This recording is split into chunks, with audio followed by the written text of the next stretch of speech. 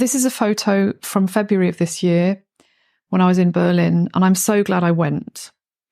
I don't think of it as the last time because I'll always be there somehow. That was my final conversation with Maisie Hitchcock. It's July 2023, in a hospital room in London. Maisie is wearing a sky blue gown with pink flowers. She lets me record our conversation, but not on camera. You can use the sound, but not the video. Okay. And now keep it just for me. Yeah, I just really don't want anyone to see me like this.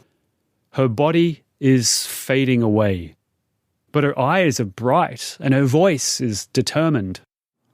I've decided to stop treatment because symptoms have not improved. They've got worse, despite my last scan being stable. It's no life being stuck in hospital full time. I can barely eat and I'm dependent on TPN feeds. And more chemo doesn't guarantee any kind of improvement. The decision feels right. It's also scary, but I desperately want to go home and be with family and friends and feel more like me again. I've got a few more tales/travel stories to tell. Thanks so much to everyone who's been so supportive of me. It means a lot to me. Maze. Now it's time for us to say thank you to Maisie.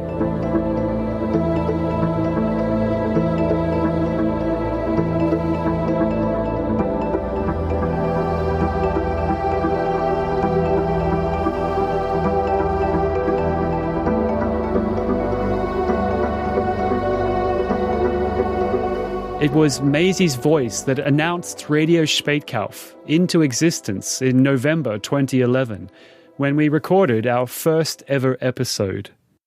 Hello and welcome to Radio Spaetkauf. I'm Maisie. And I'm Joel. And this is our new, what should we call it? It's a pilot, a half-hour pilot of what we hope will become a regular chat.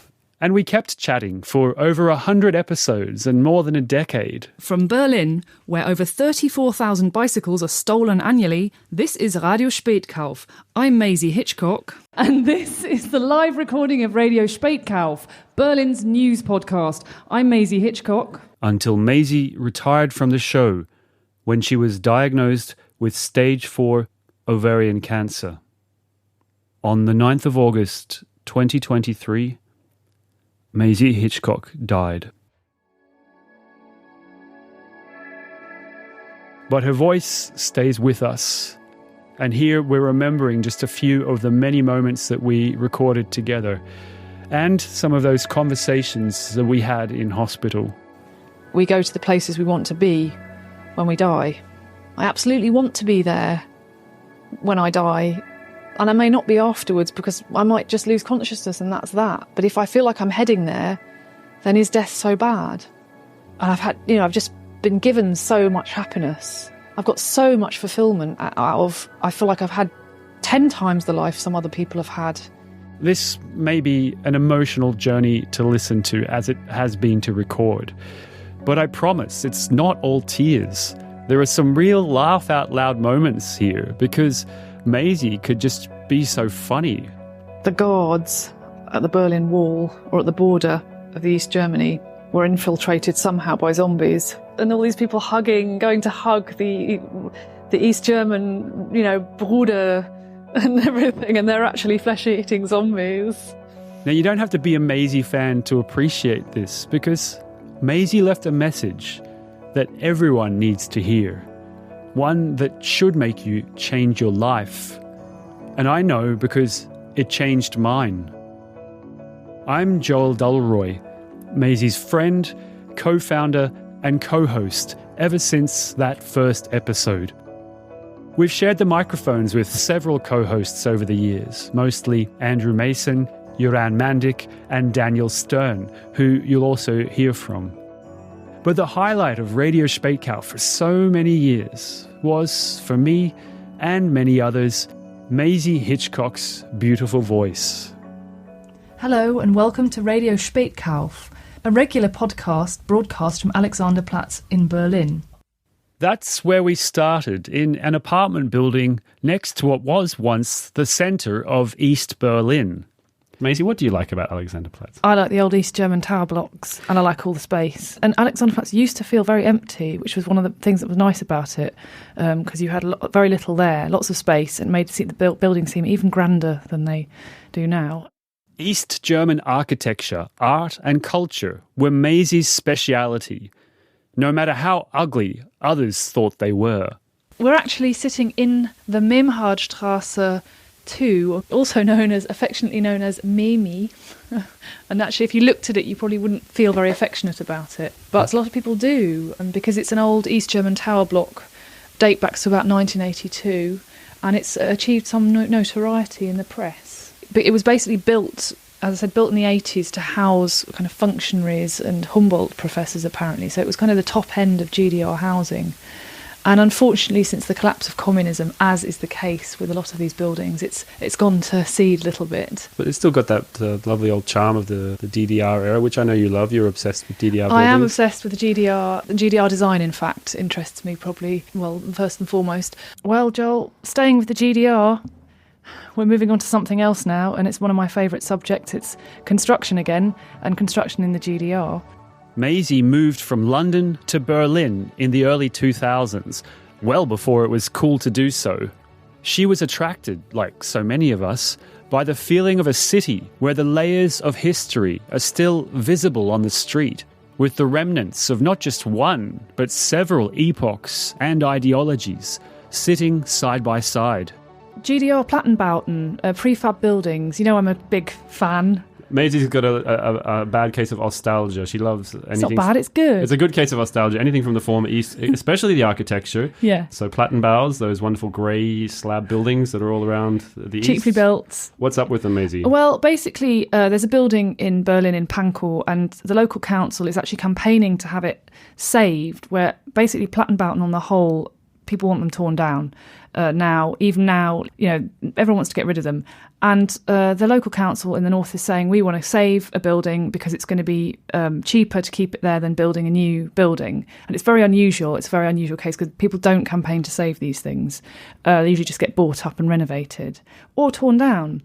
And I was thinking, maybe there may be now, due to the kind of lack of flats in Berlin, this kind of great wave of kind of prefab building people who are just saying, look, let's just save them, save ourselves some money and hassle. And otherwise we won't be able to find anywhere else to live. Exactly. I mean, they were tearing them down wholesale in the 90s. The early noughties, when I first moved here, they were like pulling down thousands of them, which I just think seemed kind of suicidal and certainly does now.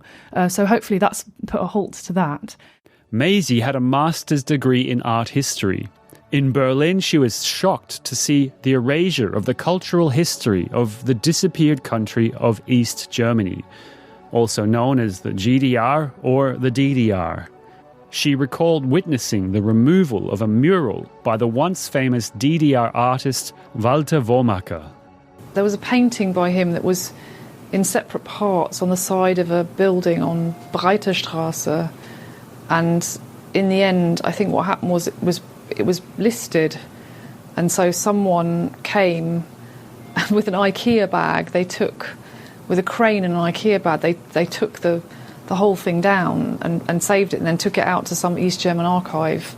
And it was so weird seeing it being taken down, these little bits of this Womacker, who was so important in the GDR. He was like the state artist, and he was the one who got all the jobs, and he's the one who did the House of Teachers on Alexanderplatz, and the Haus des Reisens, I think, might have even been him as well. And then there was the Ministry of the Exterior that got demolished, I think, and he'd done that. And he was like the main artist.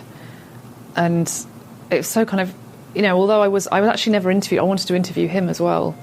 And I did manage to ring him up once, but then I think he didn't want to do the interview, and I wasn't pushy enough. I just remember thinking, it's the end of an era, this guy's old, he was in his 80s, I think. I've got to get an interview with him, even if he's just going to be a complete GDR apologist, because he was, he could travel and he benefited hugely, and I think a lot of people resented him. But actually all he was not a particularly brilliant painter. He was technically good, but his stuff was like, it was kitsch. But what I think he was very good at is he was good at mosaics and he was good at public art. And there was so much of that stuff, but he was the man who was probably the most ideological of them all. And it was funny seeing this thing being taken off. I think it was after he died, it was taken off the side of this building, and it was so strange seeing that happen. And she decided to do something about it by keeping a blog about the disappearing East German murals and buildings. For that, she was even featured in a documentary on RBB TV, speaking in her perfect German. Also ich wohne seit 9 Jahren in Berlin und diese DDR-Gebäude haben mich immer mehr so interessiert. Die interessieren keine anderen Leute, habe ich das Gefühl, oder ganz wenig. Und finde sie einfach total faszinierend. Today there's a lot of talk about how former East Germans were disrespected in the reunification, and even how that might have fed into the rise of right-wing parties today. The removal of DDR art and buildings were the visual part of that process, and Maisie was commenting on it way back in 2005 on her pre-Spaetkauf proto-podcast called Berlinshire. She went along to a protest to defend the doomed Palast der Republik. The Palast der Republik, the East German Parliament and People's Palace, opened its doors in 1976. The 5-storey steel and glass structure contained a plenary hall and conference rooms for the East German government, and for the public, several concert halls, theatres, restaurants, bars, shops, youth clubs, galleries, and a bowling alley. The palace's interior had an ultra-modern, space-age aesthetic. Pictures of the main foyer reveal a giant, bright space, evocative of a Stanley Kubrick film, filled with thousands of globe-shaped lights, a few red leather sofas, and a huge modernist sculpture of a glass flower. The walls were decorated with abstract reliefs and giant socialist realist paintings. One freezing Saturday afternoon in November 2005, I accompanied a few hundred protesters as they marched through Mitte on a demonstration to save the Palast. Entschuldigung, darf ich Sie Ihnen ein paar Fragen stellen? Warum sind Sie auf Why are you on this demo? Why am I on this demo to save the palace?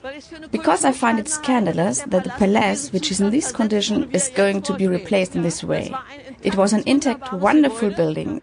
Then the money arrived, and now this is what's left. That fight was lost. The Palast der Republik was torn down, and in its place, West German historical revisionists campaigned for the reconstruction of the Stadtschloss, now rebranded the Humboldt Forum.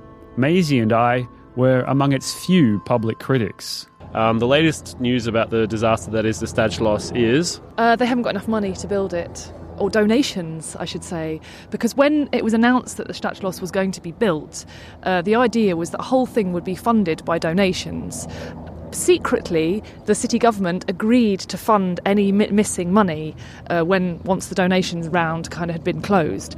And it turns out now they have 10 million euro of the 80 million euro in donations they need. So that means the city, which means us, the taxpayer, is potentially going to have to pay up to 70 million euro. Who knows, because some could change, to fill the gap. And that's actually that's on top of the amount that they're already paying, which is considerable.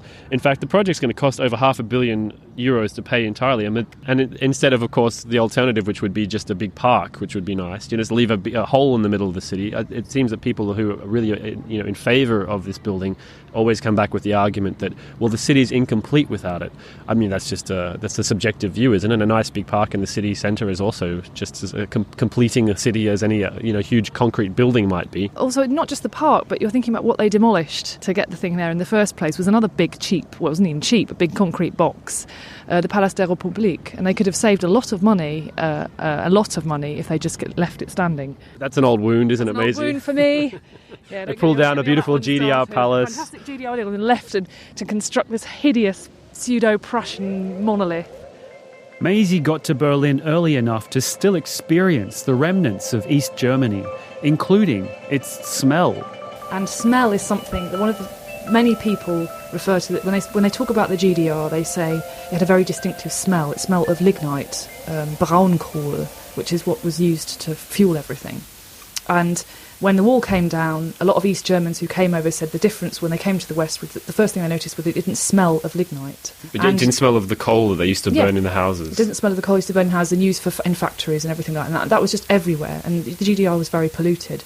And this smell, obviously smells stick around, and smells are very evocative of the past. And I worked with I did an interview once with a smell artist, I think you know her, Sissel Tolas. Yeah, she's from Berlin. Yeah, and I asked her, I said to her, she went to the GDR, she just studied in the Soviet Union, what did the GDR smell like? And she said, lignite. And I said, are there any parts of Berlin that still smell like that really evoke the GDR for you? And she said, go into Jannowitzbrücke station, and that's what the GDR used to smell like. I haven't noticed a distinctive smell in Jannowitzbrücke. I'll have to sniff a bit deeper next time I go there. Really? Well, I noticed on the U5, is that the brown line? The one actually that goes to Normannenstrasse with the Stasi Museum. That line has always had a very, very strong smell. And when I studied here in 2000, when I think you could smell the GDR a bit more, it definitely smelled of something very like coal. In 2012, as Berlin was optimistically awaiting its new airport, Maisie even found something good to say about the now closed East German airport Schönefeld. I've noticed that there hasn't been many tears shed for Schönefeld, though, has there? No. Schönefeld is the ugly duckling of the Berlin airports. It's where the EasyJet flights take off and land. And yeah, but it had a certain charm. I remember going there when I was a student. Here I go again, down the Ostalgie, the lane of Ostalgie. Maisie, I know you love everything in the East, but even you cannot profess to love Schönefeld Airport. I did like it when I was a student. I studied here in 2001, and that's, everyone says I was here in the days when it was, but seriously, it was quite exciting, landing at this tiny airport, and you could still buy Interflug postcards. Interflug was the East German state airline. But you could buy all this Interflug merchandise at the airport, shops, and so it was definitely very Aussie. There was a big Aussie feeling there, and they only introduced security after 9/11. So until that point, you kind of just walked straight onto your plane. I remember actually once boarding the wrong flight. I managed to get onto a flight to Spain, and I only realised that I wasn't flying back to England because everyone was dressed in kind of Hawaiian shirts. Why'd you get off really the plane? Happy. I don't know. I know. I asked myself that, and even now.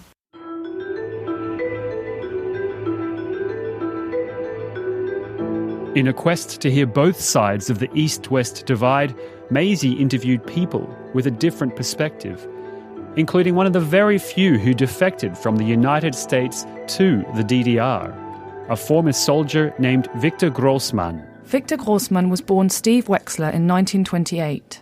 In 1952, after 2 years of service in West Germany, the army found out about Wexler's communist background. Facing a possible $10,000 fine or 5 years in prison, Wexler deserted. Deserted in those days in Austria, which was divided into 4 zones still, by swimming from the American to the Soviet zone through the Danube River, landing with the Soviets who brought me into the GDR, and then sent me to a smaller town in the south of the GDR, where they sent almost all their deserters. There were about 30 or 40 of us. About half Americans, and then the second largest group were British. Then there were French, Moroccans, Algerians who didn't want to fight in Vietnam, and a few others. He eventually opted to study journalism in Leipzig. Which made me my constant gag, the only person in the world who has a diploma from Harvard and from the Karl Marx University. Although he was a committed socialist, Grossmann wasn't blind to his host country's flaws. I've found over the years lots of bad things. Some things I could never understand, or I could understand them, but I could never adjust to. It was a question of constantly tearing one's hair at many things, especially in the later years. When the wall was torn down in 1989, Grossmann finally dared to venture west, where he was confronted by some unfamiliar sights. Seeing beggars. I had never seen beggars since, I think, one in the earliest years here, but you never see people sleeping in the parks, completely new to me. So how does Grossmann now feel about the place he called home for 23 years? I still believe that the GDR, despite all its bad sides, was the more moral country. It was morally higher because it supported the underdog around the world, whereas the West Germany didn't support the underdog. On the contrary, it supported the underdog whether in Africa or in Asia or in South America. or any place else. It supported the underdog. Second of all, it really did achieve an economic, almost abolishing poverty. And where has that ever been done in the world? And of course, the basic anti-fascist sentiment here meant a great deal to me, to the end. But for all her interest in the DDR, Maisie was no apologist for its lack of democracy, its crushing system of social espionage, and its intolerance of dissent. In hospital, I asked whether she thought she could have lived there. How do you think you would have fared in the GDR? How would I have fared in the GDR? I think I would have probably had real problems because I'm outspoken and I would have just got fed up with things and said, why can't we travel and why can't we do this? And I wouldn't have kept my mouth shut.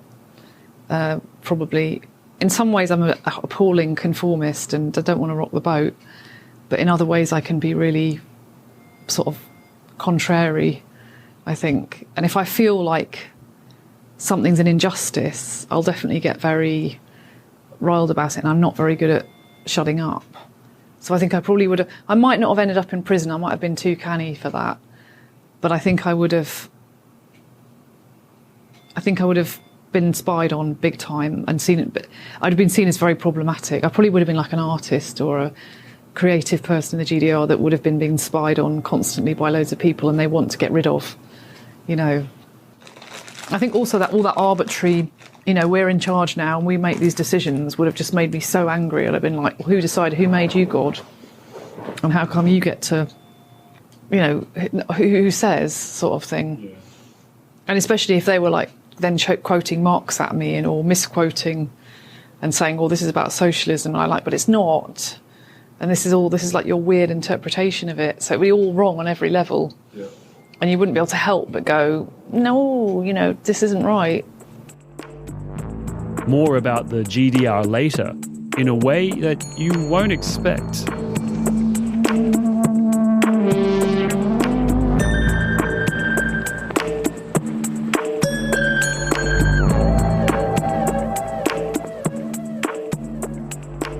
Alongside nostalgia, Maisie's other favourite cultural obsession was music.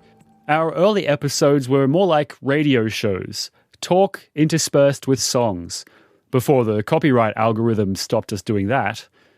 And Maisie picked all the music. Well, our first track for today is from Moritz Reichelt, who's the former singer of the fantastic band Der Plan, who were around in the early 80s. And this is a cover of a song by the Mothers of Invention, Frank Zappa's group, I think from the 60s. And it's called, I think, Let's Make the Water Turn Black.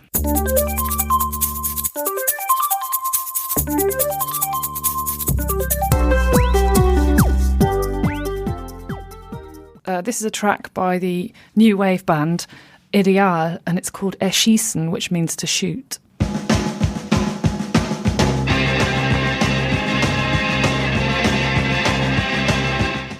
Is a man called Reinhard Lacamy. He's sadly critically ill with cancer. He's one of the most famous composers in the GDR, and I'm quite a fan of his krautrocky type synthy noodlings, and so I'm going to inflict one on you now, Joel. And it's called Es wächst das Gras nicht über alles, and that translates roughly, my bad translation, as it grass doesn't grow everything over everything.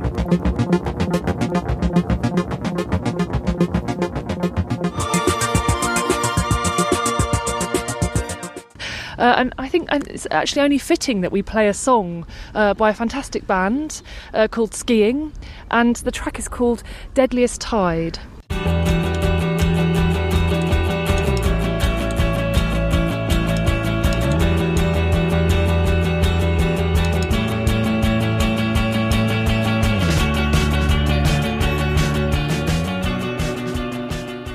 She even used song introductions to teach us all about recent German culture and history.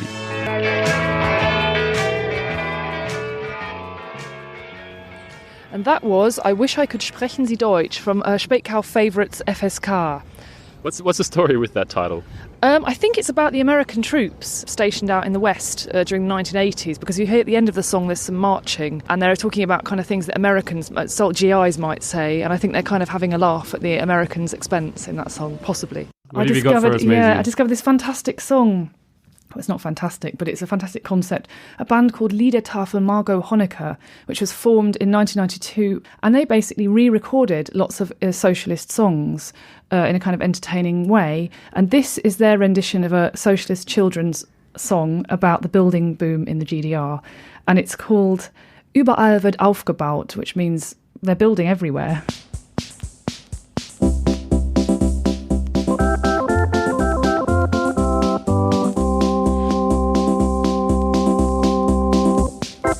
It's no wonder Maisie had good taste. She came from a very creative family. Her mother, Rosalind, is a painter and printmaker, and her father, Robin, is a renowned musician. He even recorded some of our early jingles.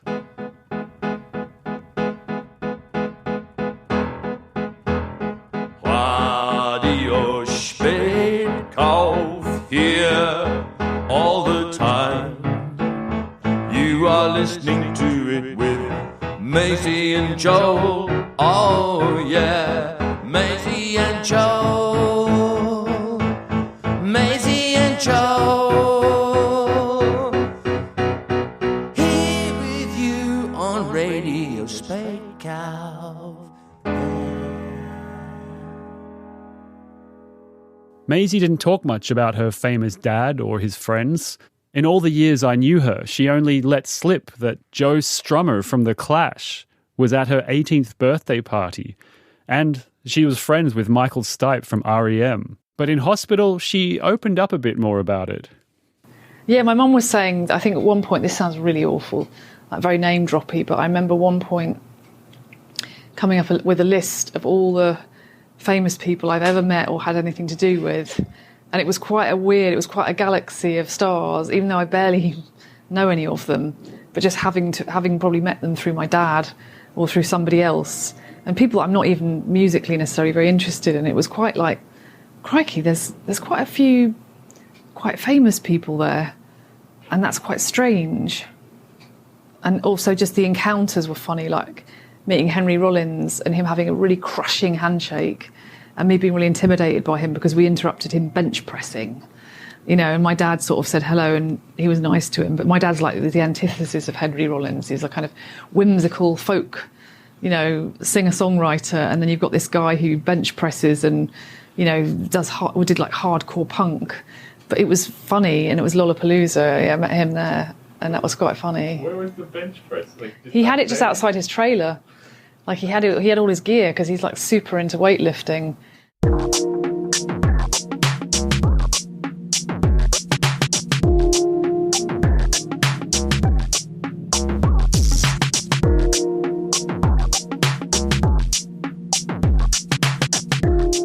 Well, we can't talk about Maisie's taste in music without referring to Deutschrap.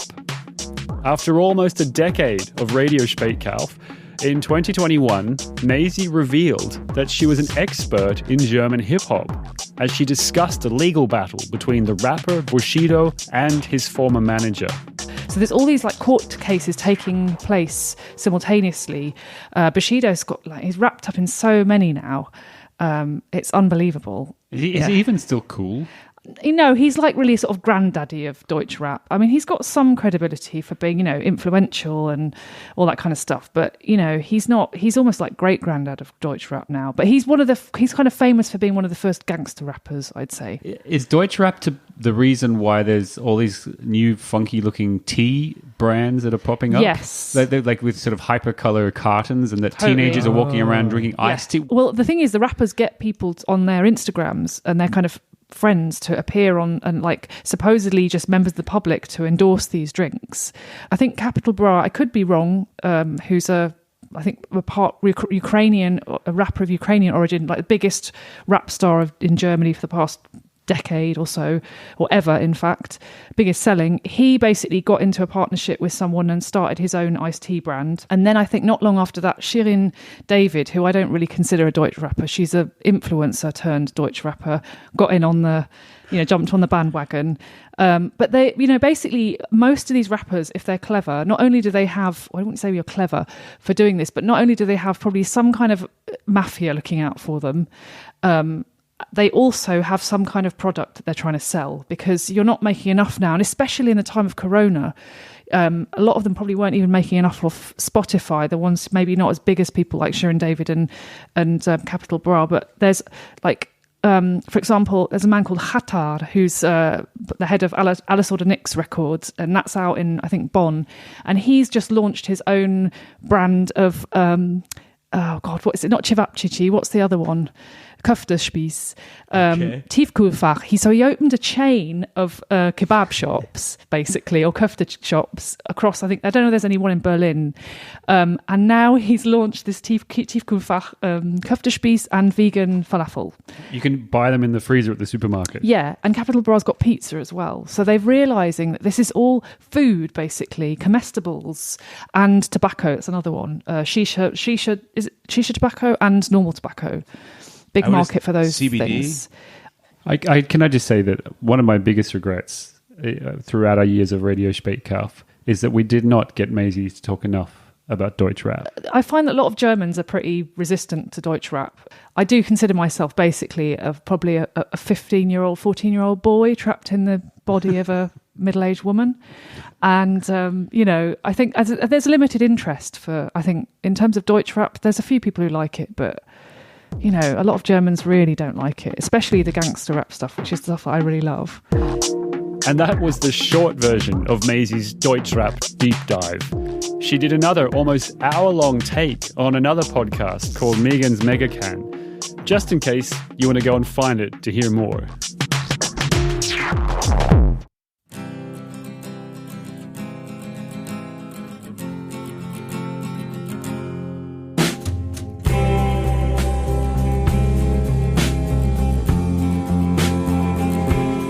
Thanks to all the musicians who have contributed to this and all Radio Spaetkauf projects, starting with Ducks, who created our jingles and many of the soundtracks to our series. Ducks are the duo Lani Bagley and Craig Schuftan and their various collaborators. Also Tom Evans, an audio producer who engineered music for our spin-offs. On this special, you've heard snippets from the albums of Skiing. Skiing is a band created by Everett Darling, a former Berlin resident, and also plays under the name Wild Ducks. Yes, more ducks. Also, Benjamin Michael, a Berlin multi-instrumental composer and performer. And Robin Hitchcock, Maisie's dad. A huge thanks to you all for your incredible music.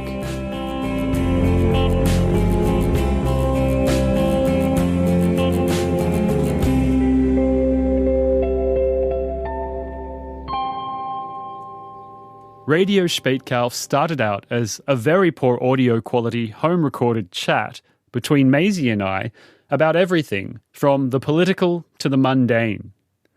We addressed every Berlin topic, sampling from the conversations around us, and starting a few too.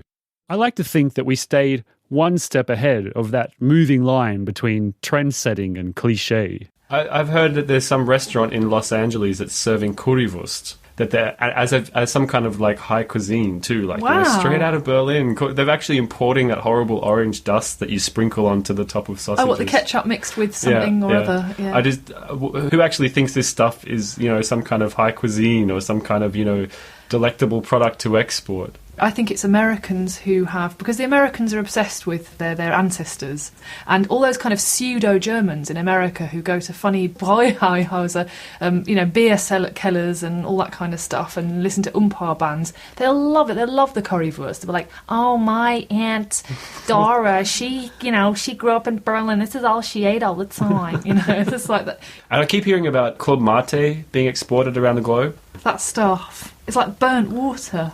You don't like Club Mate? Oh, it's all right. It's okay. I like Club Mate. There's worse soft drinks. Oh. I won't name them. Well, we're not getting along on one issue. What do you drink like that? I don't know. I just don't prefer not to have stuff that tastes like tea that's been set on fire. You unpatriotic Berliner, and on that bad Berlin note... I drink Spreequelle. Maisie was a huge nature fan, and she even once gave away that most treasured of all Berliners' secrets, her favourite lakes. Yes, we're starting off with lakes, Joel. Did you go out to a lake this weekend? I almost did, but then I got prevented from it and I sat in the city feeling miserable. That always happens, doesn't it? You've got to do it. You've got to do it when the moment takes you. Well, I went out to 2 lakes this weekend. I got to thinking how strange it is that so many people don't go out to lakes here. How many foreigners come here, and not just foreigners, but people who just come to live here and actually don't really leave the city. Okay, go on then. Maisie's top tips for enjoying the nature of Brandenburg and the surrounds outside Berlin. What do we do? Well, get yourself a map of Brandenburg for starters, or look on Google Maps. Go outside the C zone, if possible, on the S-Bahn line. And basically just pick one, maybe Google it, because you can sometimes get ratings on the internet for how clean it is and what it's like. To get yourself a bike, of course, because it's kind of pointless trying to get there without a bike.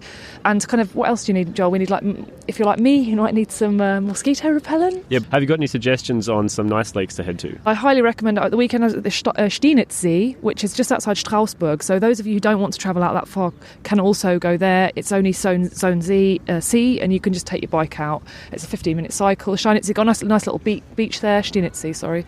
And there's also another one called the Teupitzsee, south of Berlin, which I also recommend. But there's plenty to choose from. Despite her sadness at seeing DDR architecture disappear, Maisie wasn't against seeing Berlin change.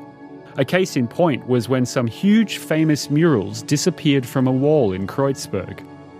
The murals were painted by the artist Blue, featuring some huge heads with chains and a fob watch. Just Google Blue Mural Berlin if you need a reminder.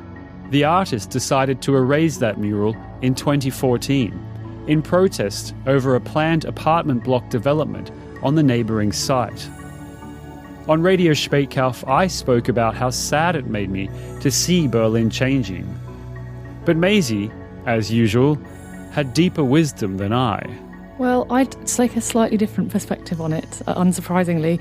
I also moved actually to that area in 2008, and I remember when the actual faces he originally painted have been transformed progressively. So they started off being, you could see the whole face, and then they were gradually covered up.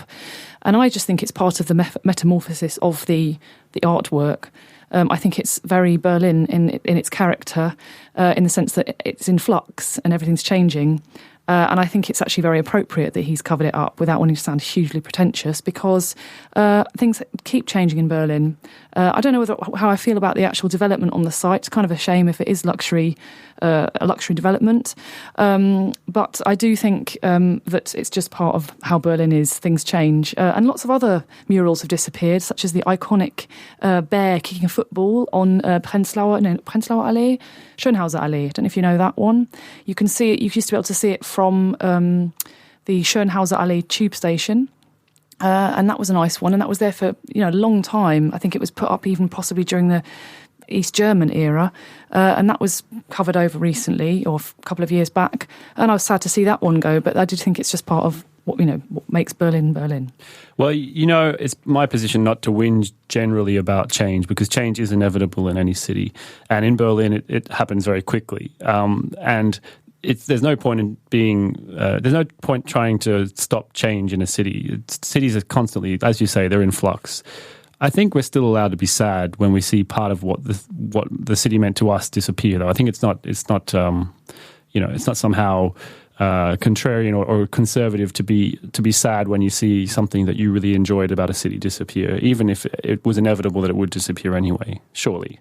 Well, I don't know, because I've seen Berlin change so much without wanting to sound one of those really boring people who, has been here for a while. It has changed a lot since I first came here, which is, I came here over 14 years ago, and it's changed so radically that I've ceased to kind of mourn things changing, and I've just, that I've accepted that's how Berlin is. It was a city that was destined to not stay as it was, and it's continues to not stay as it is, if that makes sense. Maisie, your Buddhist attitude to accepting life has inspired me. It's very zen. I think I need to learn some lessons from you on just sitting back and accepting that things will go the way they will.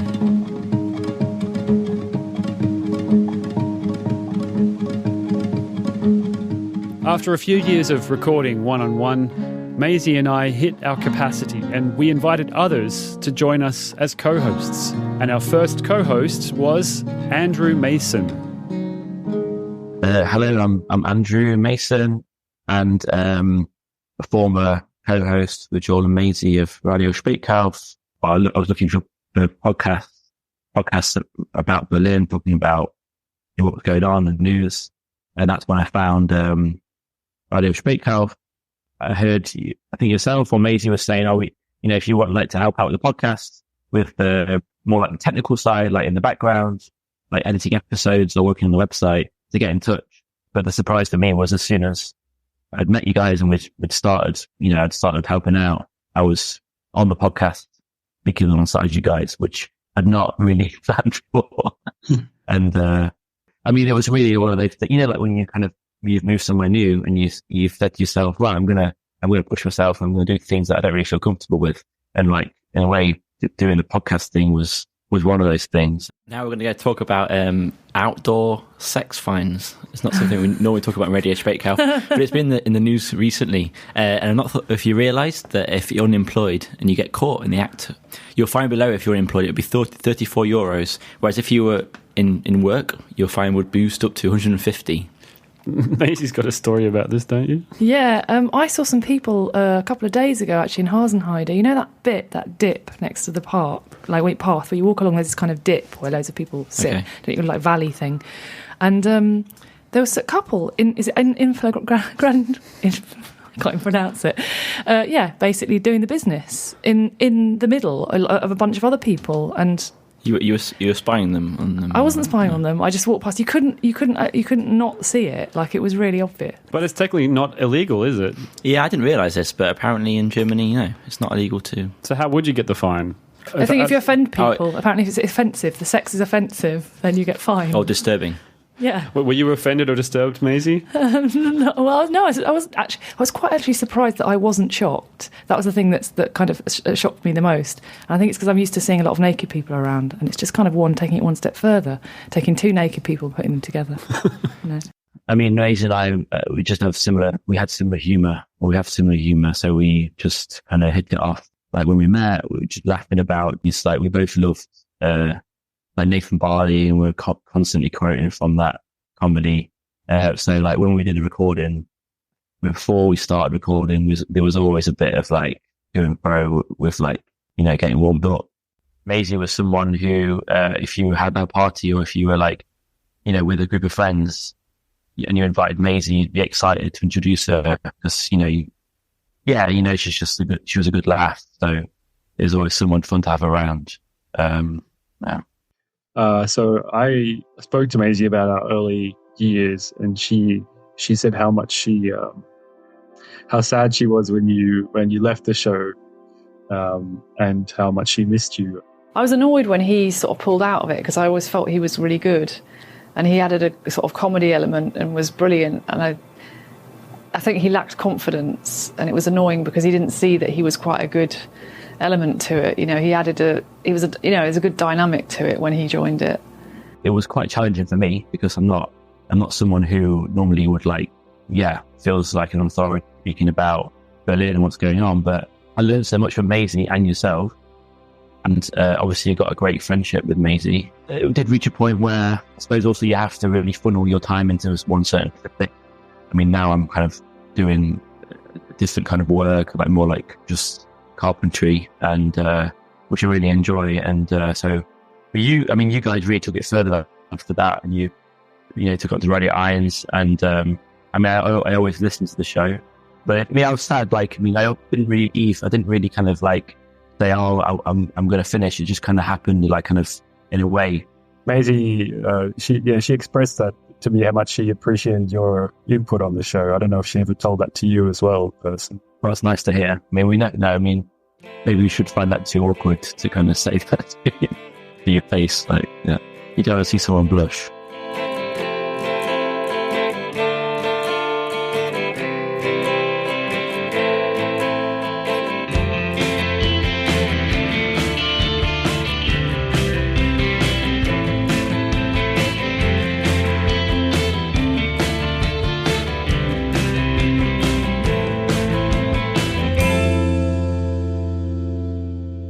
Our next co-host got our attention with a little series on Maisie's favourite topic. Because we had Jöran doing the architecture pieces, which were great. Yeah. And then Yuri joined the show. Yuri is our nickname for Jöran Mandik. I am Jöran Mandik. I am a member of Radio Spaetkauf and have been doing shows since 2015. Okay, so I first appeared on Radio Spaetkauf with my architectural audio tours.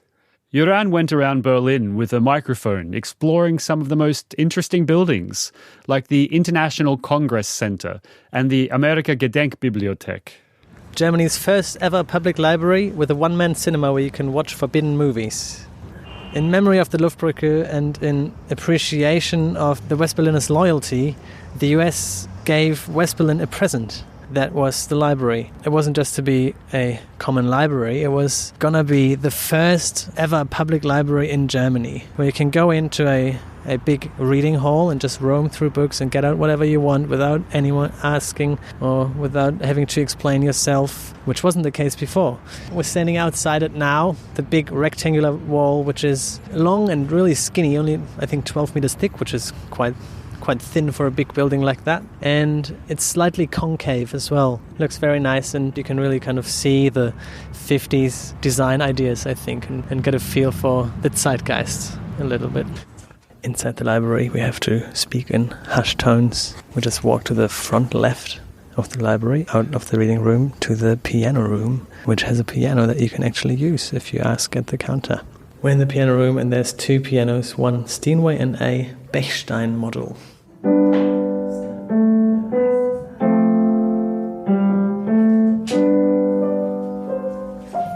It's too quiet in here, let's go back out.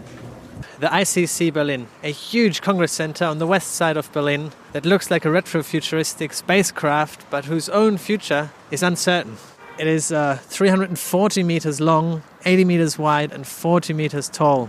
Well, architecture in the 70s was quite fond of all the new technological possibilities and had this whole vision of scientific progress. You know, this thought of humans beating nature. In architecture, you can see that as well through this super futuristic, massive buildings that were built during that time. It looks like one of those post-apocalyptic movie settings, and it's kind of just a bomb shelter or some tyrant's castle in some dystopic post-apocalyptic world, you know. We'll now enter the spacecraft. Okay, inside it looks like your imagination of a 70s airport with like neon lights and orange carpets. Very cool. So the audio architectural tours, they fit very nicely in with Maisie's interest about architecture. What do you recall about her architectural interests? I just know she was really into all the GDR stuff. She always noticed all these little details on the buildings, I think, right? She's also the one that told me about the abandoned Olympic swimming pool out in the west. Shortly after Jöran joined the cast, we started recording in front of a live audience. What do you recall about Maisie and her style when she was on the show? Okay, when she arrived to the show, she was always the last to arrive. and would then just be a little bit stressed and always she was always too worried. She didn't have to be that worried, you know? She was always seeking for us to tell her, no, this is great. Oh, you know, she seeked the confirmation. But once she was on air, she was, of course, holding her own fantastically. And, her style was fantastic. It's just this, I loved her rants, right? I was so surprised how much she knows about Deutschrap. I mean, how she does not look like a Deutschrap fan, but she knows more than anybody else I know, you know? I can really hear her voice in my head, you know? She's quite a fast speaker, but really clear as well. But also sort of certain and uncertain at the same time. She had this way of being yeah, that's true. She'd say something really insightful and then suddenly say, oh, I don't know. Yeah, exactly. Yeah. This is what I mean. She always had this doubt where she's like, oh, I don't know, at the end of this great rant that she just did. Yeah. It's the same with the attitude how she arrived, no? Kind of presenting this unsure version.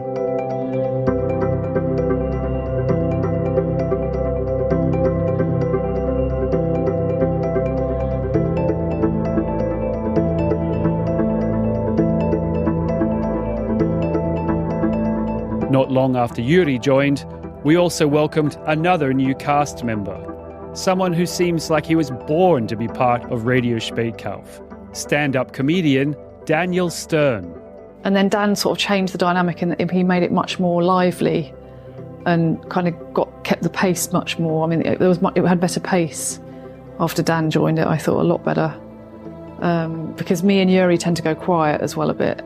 And I mean, I can talk for Britain, as you know, but I think Dan was, he's a professional comedian and it's just like a different thing. I'm Daniel Stern. I am one of the co-hosts of Radio Spaetkauf. Who's ready for a podcast?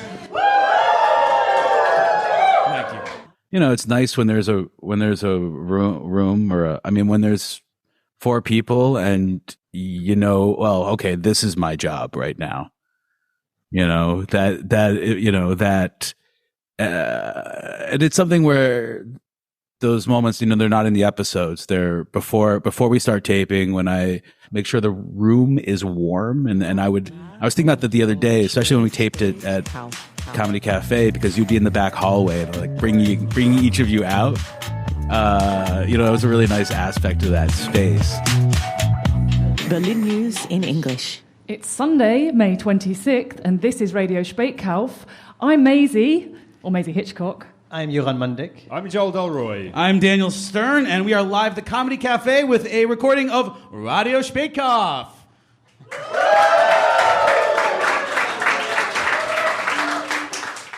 We each had our individual talents or skills or niche that we could bring to the table. But she was the only one of us that had was the whole package. She was like the triple threat, singer, dancer, actor, whatever. It was, she had the German, she had the knowledge, she had opinions, she was funny. And so it was like going to be a good episode. I was like intimidated by Maisie. I was just always intimidated by Maisie from the get-go. To every time we've ever interacted, basically. And then explain that. How are you intimidated? There's just, I don't know if I can speak to it as like a part of who she is as much as I can speak to it as a part of who I am, in that there are certain people, from the moment I meet them, I desperately need to like impress them, to make me feel like they feel like I am somehow worthy. And she was one of those people where I needed it. And I was just like, there's just certain people I meet, maybe now less so, I'm a little older, where I'm just like, well, you're better than me. So how am I going to prove any value here?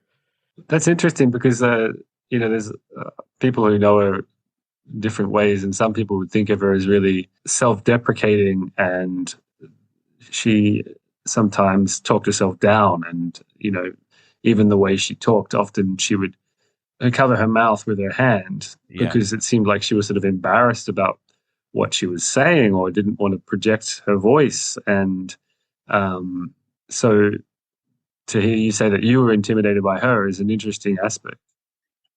And I know her to be like a humble, self-effacing person. I guess I never bought into that half, or maybe that's just like, it was all, maybe that added to the enticement to like prove myself like to her. I mean, it's sort of like someone who's humble and self-effacing, I feel like, is even more intimidating than someone who's willing to be like smarter than you and let you know that they're assured of that. We did this outdoor show behind the Haus der Statistik, and it was in that sort of like abandoned bumper car thing. But first, Jöran, where are we? We are recording live today from the Haus der Statistik at Alexanderplatz. For listeners at home, we're sitting in a discarded bumper car. Yeah, bumper car. Also rink. known as dodgem cars in other countries. Really? Oh yeah, and I added this today that I thought was the most interesting bit, is the building used to house, on the top floor, I don't know which floor, where, used to house the Stasi, but that wasn't it's not their headquarters. There was an observation station called the Institute, very creepily sounding, and that's where they used to monitor Alexanderplatz from. So if you want to see, I think you can actually probably Google that. You can find the footage they basically took there. We were getting ready, and I had like plugged in some Apple device and put on a playlist of stuff I thought was pretty cool. It was, some sort of Portlandy, indie wave. I don't know what it was. Probably legitimately good music. But she was like, "What is this?" And I was like, I just deleted the playlist. I was like, I can't live. And this may have been even before like the revelation of her Deutschrap obsession. I was just like, if Maisie doesn't like this music, I don't like this music. And this music is my whole identity. Moving on to whatever. I got to find some new albums. So I stopped at Späti on the way here to grab some energy chocolate and I don't know what was playing. I know it's a German rapper who I've Shazammed before. I think last time it was in a cab, not a Späti. It's like I recognize it, and it was just, maybe someone just opens you like just a little bit more to appreciating the culture you're immersed in, and that's also like a revelation. Where you're like, you know what? I'm not going to immediately not listen to this, and I'm going to find, and now it's like I have a playlist that has Deutschrap on it. I haven't used, maybe we'll use that to hype up the crowd next time. So if Maisie can connect you to the culture in which you're living there, that was pretty much her reason for why she did everything. She was a tour guide. She wanted to educate people about stories of the city. So she's continuing to do her mission if she's making you stop and listen to Deutschrap in Spaetkauf. Her presence on the show was also that love or love-hate or complicated romance with Germany, and like such a great balance to, sort of the easy cynicisms or easy sarcasms you can fall into.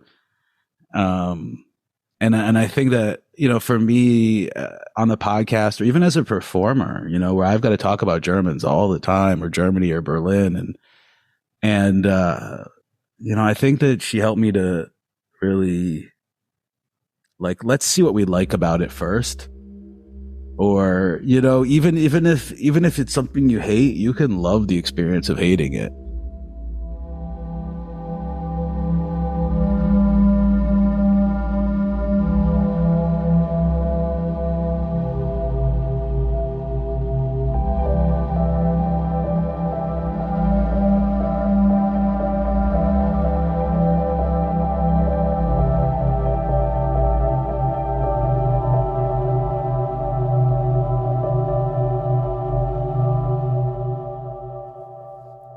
Yet there's something that I'm regretful of. Something that really became obvious when I was listening back through our archive, searching for clips of Maisie talking.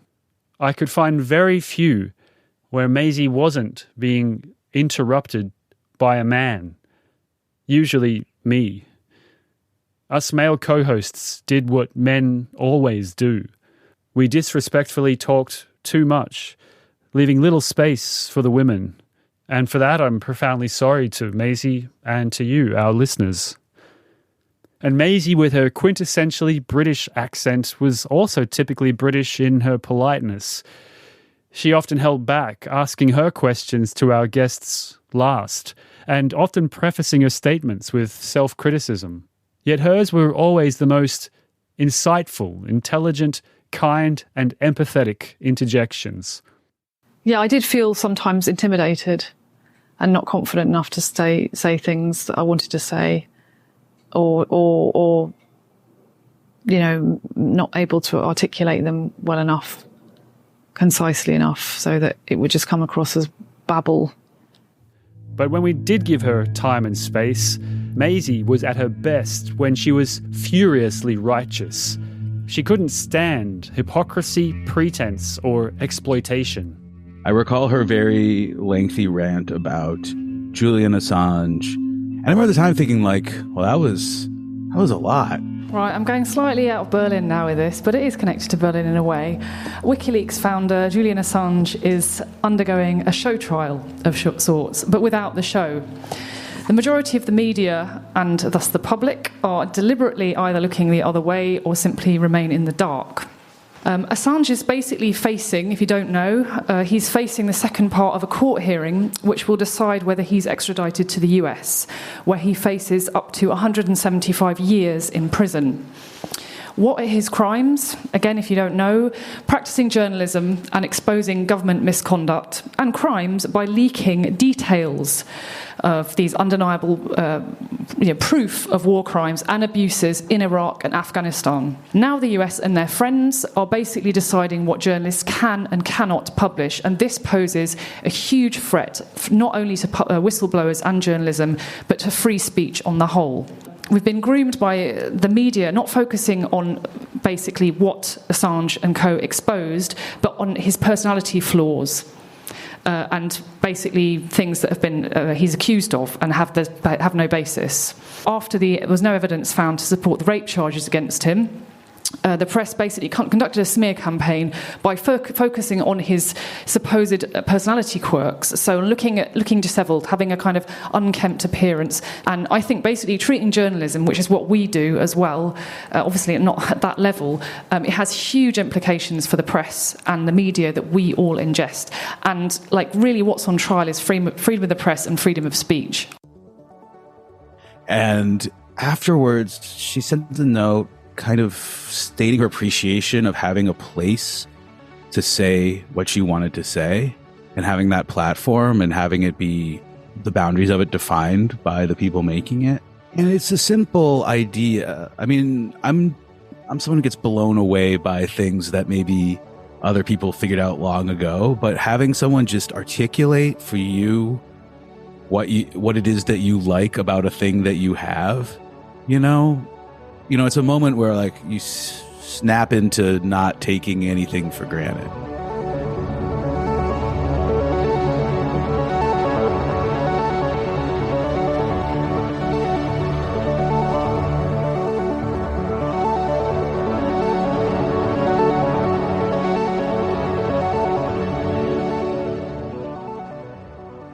I've produced a lot of audiovisual material in my career, and I know that voice matters.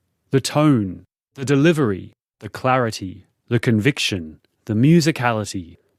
Voice can turn words on a page into emotions and visions and memories. And I can honestly say that there's no voice in the world of podcasting that can rival that of Maisie Hitchcock.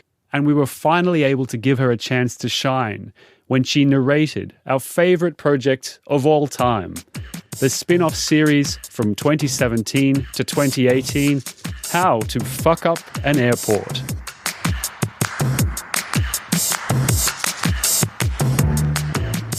Every Berliner knows the new airport isn't finished yet. Few know exactly why. We're here to explain. We'll be deconstructing the debacle that is Berlin-Brandenburg Airport, nickname Willy Brandt, airport code BER. It has also become a signifier of failure, incompetence, corruption, and Berlin's general inability to get its shit together. When he designed BER in the early 2000s, Jöran was determined not to create a cacophony. Unlike every other airport in the world, Jöran's BER would have as few shops as possible. This critical design and economic decision incredibly seems to have gone unnoticed by the airport managers until construction was already underway. And their desperate attempts to shove hundreds of shops into the terminal post-construction created a mess which is still being cleaned up today. They ordered the architects to increase the floor size to 360,000 square metres. But as any baker knows, you can't just add 70% more ingredients and expect a perfect cake. A lot of errors at BER were just plain silly. These ones were potentially deadly. So far, the story of the BER disaster has been one of incompetence and mismanagement. But now it takes a twist towards the dark side of human nature. it's time to talk about corruption. Despite all the warnings, despite the obviously unusable condition of the terminal, the airport managers and the supervising politicians were behaving like the orchestra on the Titanic. Joel, Maisie and I headed to BER to take part in one of several test runs of the airport. It failed the first test. The door handle in the toilet came off in my hand. No. Yeah, I've got a photo of it. The door handle came It's off? quite a heavy one as well. It's quite expensive. Just like basically came off in my hand. I just found a nail poking through the side of the factory store. Ugly and boring as it is, Schönefeld is still doing what airports are supposed to do without major structural or operational problems, which means that of all 4 Berlin airports, good old socialist-built Schönefeld is the only example where Berlin has not fucked up an airport.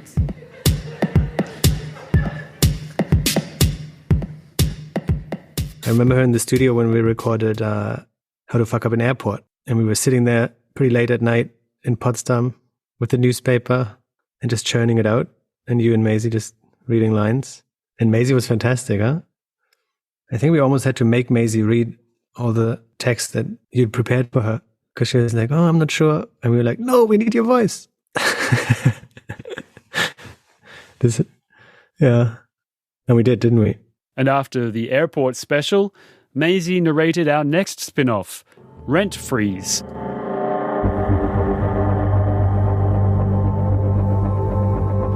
A radical new housing law is attempting to stop runaway rental prices by freezing them for half a decade. In this series, we'll explain what the rent freeze is all about, speak to supporters and critics, and follow the consequences, intended and unexpected. Anything could happen. Nothing is certain. Remember, this is an experiment. In the middle of a freakishly warm winter, Berlin's rent freeze has begun. And like the confused morning birds and early sprouting flowers, no one knows quite what's going on. Is this the start of a season to celebrate, or the descent into a climate of chaos? Winter hasn't come, but the rent freeze is here. The Berlin Mietendeckel experiment is finished. The city's revolutionary attempt to freeze rental prices for 5 years and reduce overpriced leases has been killed off by Germany's highest court. The decision has unleashed a political storm. Everyone is angry, but who will voters punish? The politicians who tried to regulate rents? Or their opponents who successfully derailed the project? But we did learn some things from this experiment. If you want a minor reform, demand a revolution. And if you get your revolution, prepare for reprisal. I'm Maisie Hitchcock, and this was Rent Freeze.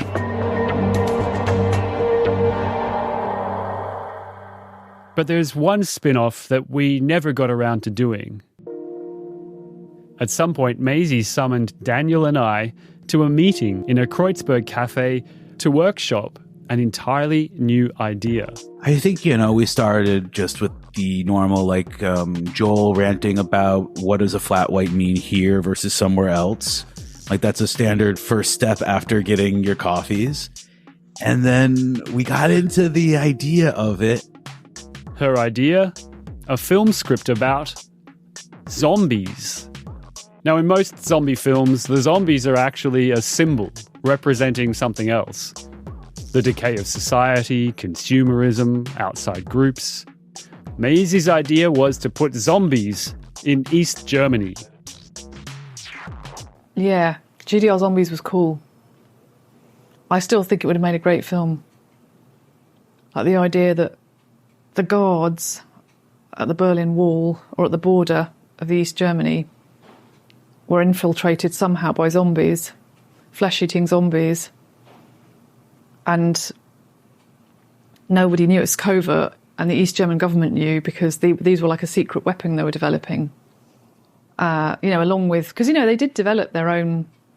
They were developing, pouring money into that border. So it's kind of, it was going to be, it's like a satire because it was based on a lot of the ideas around, the defence of the GDR. And then in the end, the idea was that these zombies, this was loosely based on Tag X, which was a day which was genuinely planned by the Stasi to invade the West. And my take on that was to have Tag X as a day when the zombies would be released on the West. And, you know, finally they could take over the West, which, you know, whatever Honecker had always wanted. And the closing sequence of the film would be all the border opening, and then everyone, all the Westies coming to try and hug the people in the East. And this one person who knows about the zombies, let's say he's a border guard who found out, trying to go, no, don't come. You know, don't do it. And all these people hugging, going to hug the East German, you know, Bruder and everything. And they're actually flesh-eating zombies, you know, and it's a catastrophe. And he sees them in the trains when the borders collapse. All these, and they're not just the border guards, they're actually just East German citizens all heading west to wreak carnage. And also, it wasn't supposed to be just an implicit criticism of the GDR, because that's been done so many times about the mentality of everything, but it was more to do with the idea that a regime will do anything. You know, they don't care, ultimately. People are just expendable in the service of an ideal. And also the West being really stupid about it as well, and not thinking enough about how they're going to deal with the fact that they're absorbing the East, and being unprepared and basically being massacred because they don't actually... I mean, it's not what happened. It's not a very good analogy, because it's more like the other way around. But this idea of kind of incapable politicians not planning things properly, and then it just being a complete mess. Or not knowing what was going on in the East, because they didn't know enough.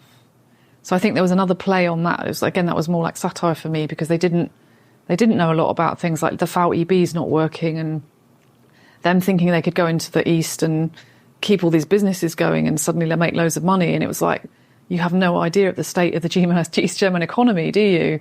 You know, and Treuhandgesellschaft and all this kind of stuff. Just all a complete catastrophe. And it's like, surely you had spies in the East. Surely you had some information. But they also didn't have enough. And so it was going to also play on that, this lack of knowledge about the East, people not having a clue about what was really going on, you know. I mean, not that everyone was flesh-eating zombies, but it would have, the criticism or the kind of critique would have gone in both directions. It wasn't meant to just be, because it's been done a million times, the critique of the GDR, and it's quite tired now. And it's like they were pouring money into them, and then even with the wall installation, they just chuck money at it. And then I think they were even planning on installing lasers on the wall. Like, just there was sort of no limit to how much money could be spent on this silly, you know, Schutzmauer, or whatever is it, anti-fascist protection barrier or wall. And it's just this ridiculous thing of, oh, we'll add zombies. They'll stop it. And you know, and also the idea the zombies are going to destroy you as well. So, you know, you're eaten by your own creations as well. Yeah, there's no reason why they would only run west. No, they would definitely also be going east. So they just wreak havoc. So, yeah. If you let them out, they just go everywhere. But the first thing they do is if they're on Bösebrücke and they see all that juicy Western flesh and all those happy, jubilating people, they're straight in there. Look at them, they're coming. How do you feel being part of the West? Welcome to the Federal Republic.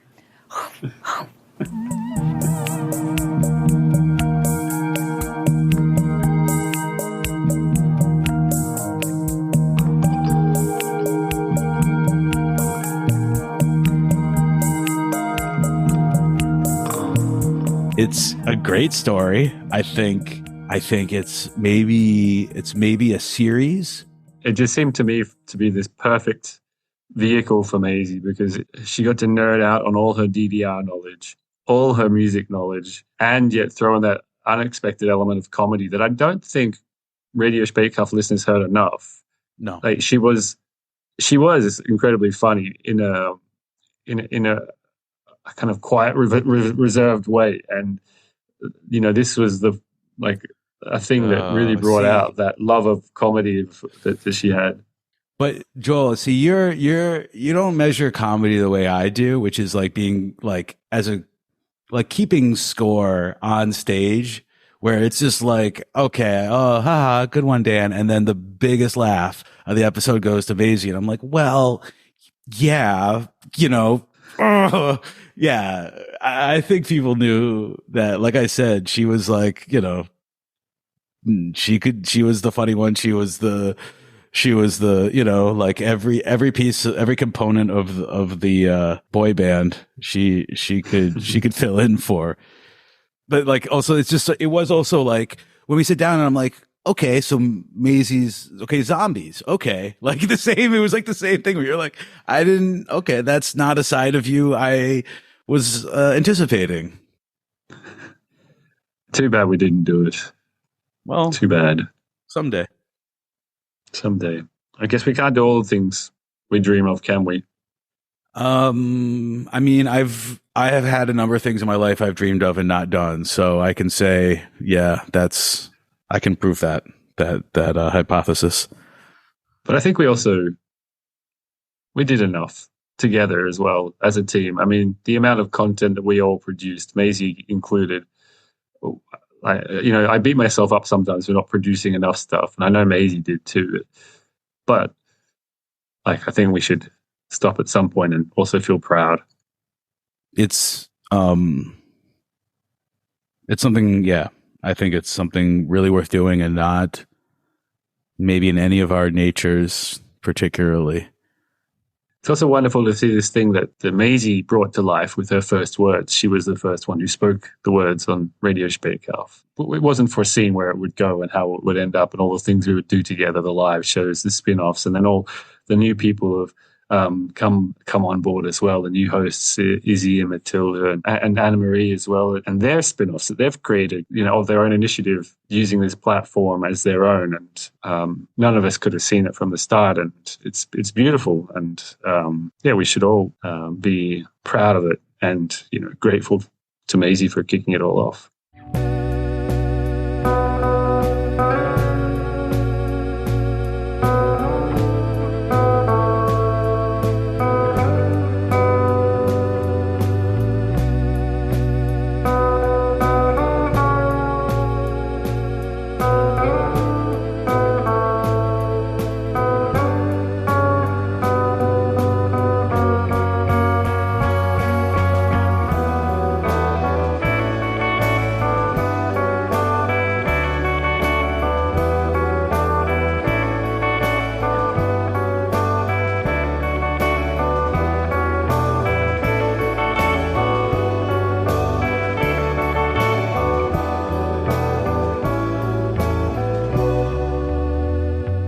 In case you're wondering why Maisie was so knowledgeable about German history, well, it was her job.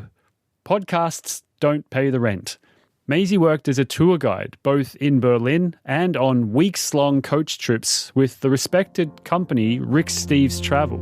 Those trips took her to her favourite places in Europe. I had some really amazing times in Berlin. And then getting this job with Rick Steves, which allowed me to travel and also made me like Berlin more because I wasn't there all the time. So it was like the best of all possible worlds. It was a knackering job. Yeah, it would have been fun to, I guess, have been on one, really. Like, it's a shame you didn't really see it like, with a fly in the wall, because I guess she was amazing. She told me, like, certain times, like, certain stories about certain times when it was, like, really challenging, when the rain was pouring down and you're having to kind of keep everyone really positive, and you're on a bus, everyone's wearing goggles and you're trying to, like, tell everyone about the local area and stuff. But I'm sure she handled that always really well. Like, the tour members seem to really enjoy it as well. Like, just judging from the listener mails we get, like 50% of them at least are from former tour members of Maisie's, right? It's half of our audience, basically. She developed a following, that's for sure, on her buses. Her boss, Rick Steves, is a travel celebrity and was a big fan of Maisie. He interviewed her several times on his own podcast. This is just a small clip of Maisie explaining the broad sweep of Berlin history, from Prussians to the Nazis and the communists. Maisie, what would be another image of the communist age that we could actually find thought-provoking today? Well, I actually think while you're on Karl Marx Alley, there's several places you can go. There's not that much left of the Cold War in terms of, places you can go to. But You could possibly visit a little ensemble at the start of the Karl Marx Allee, which is the Café Moscow. And you can see a big mural which illustrates all the people from the Soviet republics. And it used to contain a restaurant which was divided into subsections. So you had your Kazakhstan restaurant, you had your Ukraine restaurant. And then across the road, you've got the kind of showcase cinema of the GDR, which is the Kino International, which is still open. And that's a fantastic kind of cubist structure. It's very grand. You can wander up inside, sit down in the cafe, and it's got this kind of People's Palace style about it. And if you sit in the central row of seats, you're sitting where the elite of the GDR would sit during film premieres. And it's got a real feeling of the Cold War about it. So the communist elites back in the 70s and early 80s. Yes. So Eric, you might be, Honey, as they called him, Eric Honecker's seat. You might be sitting in his seat. They're very uncomfortable seats, though, I have to say. But it's a fantastic place to really feel the Cold War. Can you explain about the ghost stations? The ghost stations, when the Berlin Wall was built, you obviously have an existing transport network, and that's cut in half by the wall. And the East Germans, always after hard currency, decided they would let the Westerners continue on their Western lines, which would basically get a line starting in the south, and it goes up north, and it goes through part of the east on its way. It might be only 3 stations, but the deal was you got into the eastern sector, there'd be an announcement on the train, last station stop in the west. Then the train would slow down as you went through the eastern stations, and these stations were known as ghost stations because all the entrances and exits were blocked to prevent people from the east trying to get down into those stations and jumping on these western trains. So you'd see cobwebs and the silhouette of an East German guard. And border guards walking up and down slowly, looking in menacingly with their Kalashnikovs in their arms. And it was basically just a means of intimidation. I've talked to former border guards about it, and that's all it was about. Maisie, thanks for joining us. But Maisie's job as a tour guide came to a halt with the lockdown.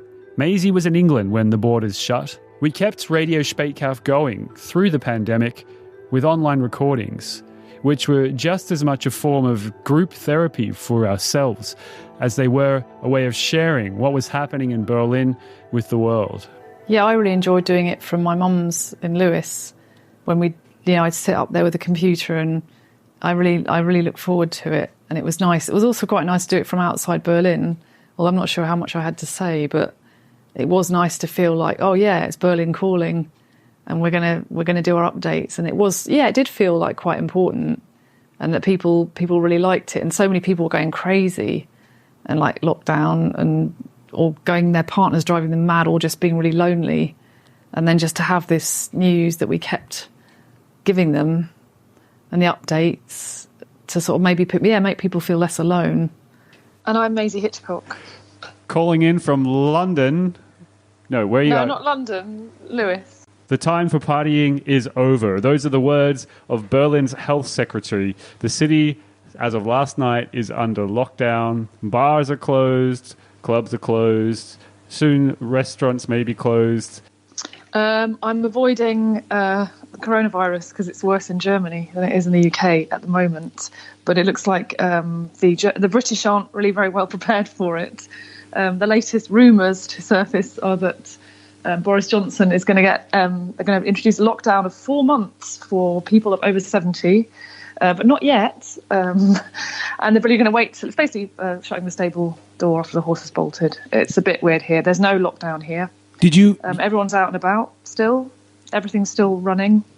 They haven't shut any sports centres down. So you can go swimming, you can go to a restaurant, but everywhere is half empty. I've been in London a fair bit for certain reasons, and most places are about a third full, I'd say. The centre of town's pretty quiet. But you didn't actually go there to avoid the virus. You went there to visit your mum, and you got caught up in it. I went there to get the virus. No, I came to visit my mum. And I was mulling coming back to Berlin for briefly, but I'm not sure now. But it's going to come over here anyway, I guess. So yeah. Maisie, how are you feeling? I'm fine. I'm basically, I got moved off a bench the other day by some policemen in the UK. Really? And followed on my hillside walk by a helicopter. So it livened up my increasingly repetitive days, no end. Wow. The payoff, finally. Tell us about this helicopter. Just some cops, following me over the downs, the Sussex Downs. They didn't like my attitude when I was asked to move from a kind of Elizabethan park And I got a bit attitudinal, a bit snotty, and said, "I only just sat down." And the police officer said, "Yes, but you're not supposed to be sitting down." And that's basically a riot in these parts. Oh wow, that seems like a meme. Did the helicopter followed you after your confrontation with the cops on the bench? No, it happened the next day, but it was just like, it was a bit spooky because I was feeling a little bit watched. And then suddenly, I was out there on the downs and heard this chopper coming over the hills and thought, oh no, they're going to chase me out of the fields for hanging out with the sheep or something for too long. And, it was a bit scary. All right, Maisie. Yes. How on earth did you return to Berlin? Well, I had to get a flight via Stuttgart from Heathrow. So I had to go through London, which was really weird.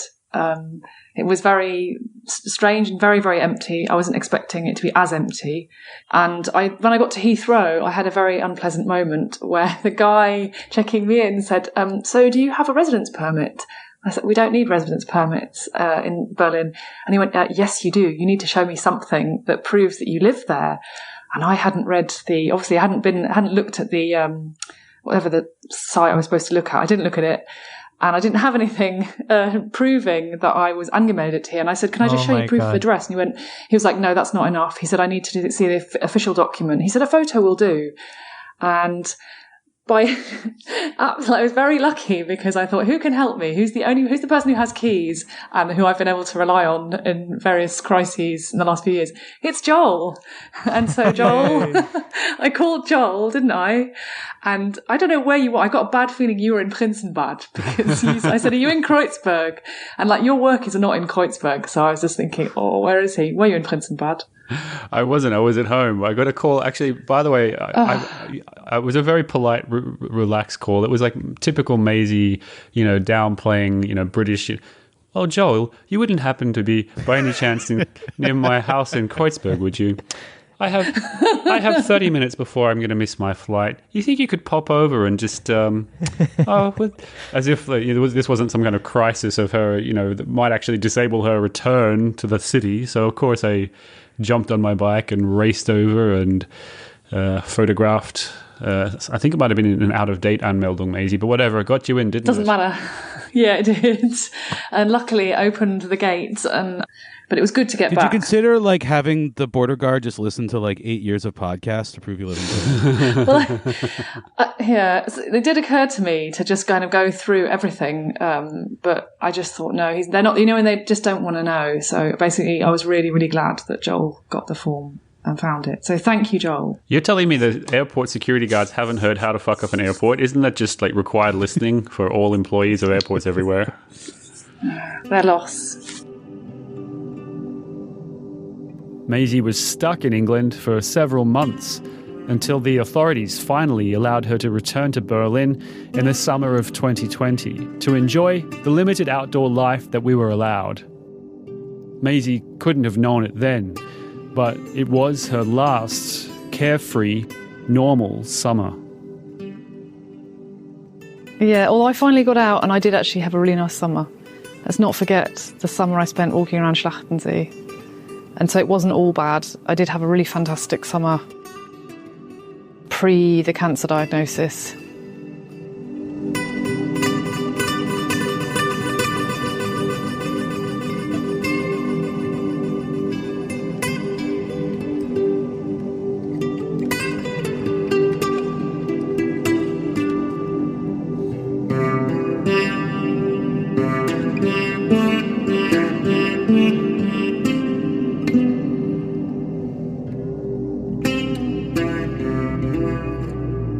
There's never a good time to be diagnosed with cancer, but for Maisie, it came in the middle of the pandemic, when hospitals were guarded like fortresses.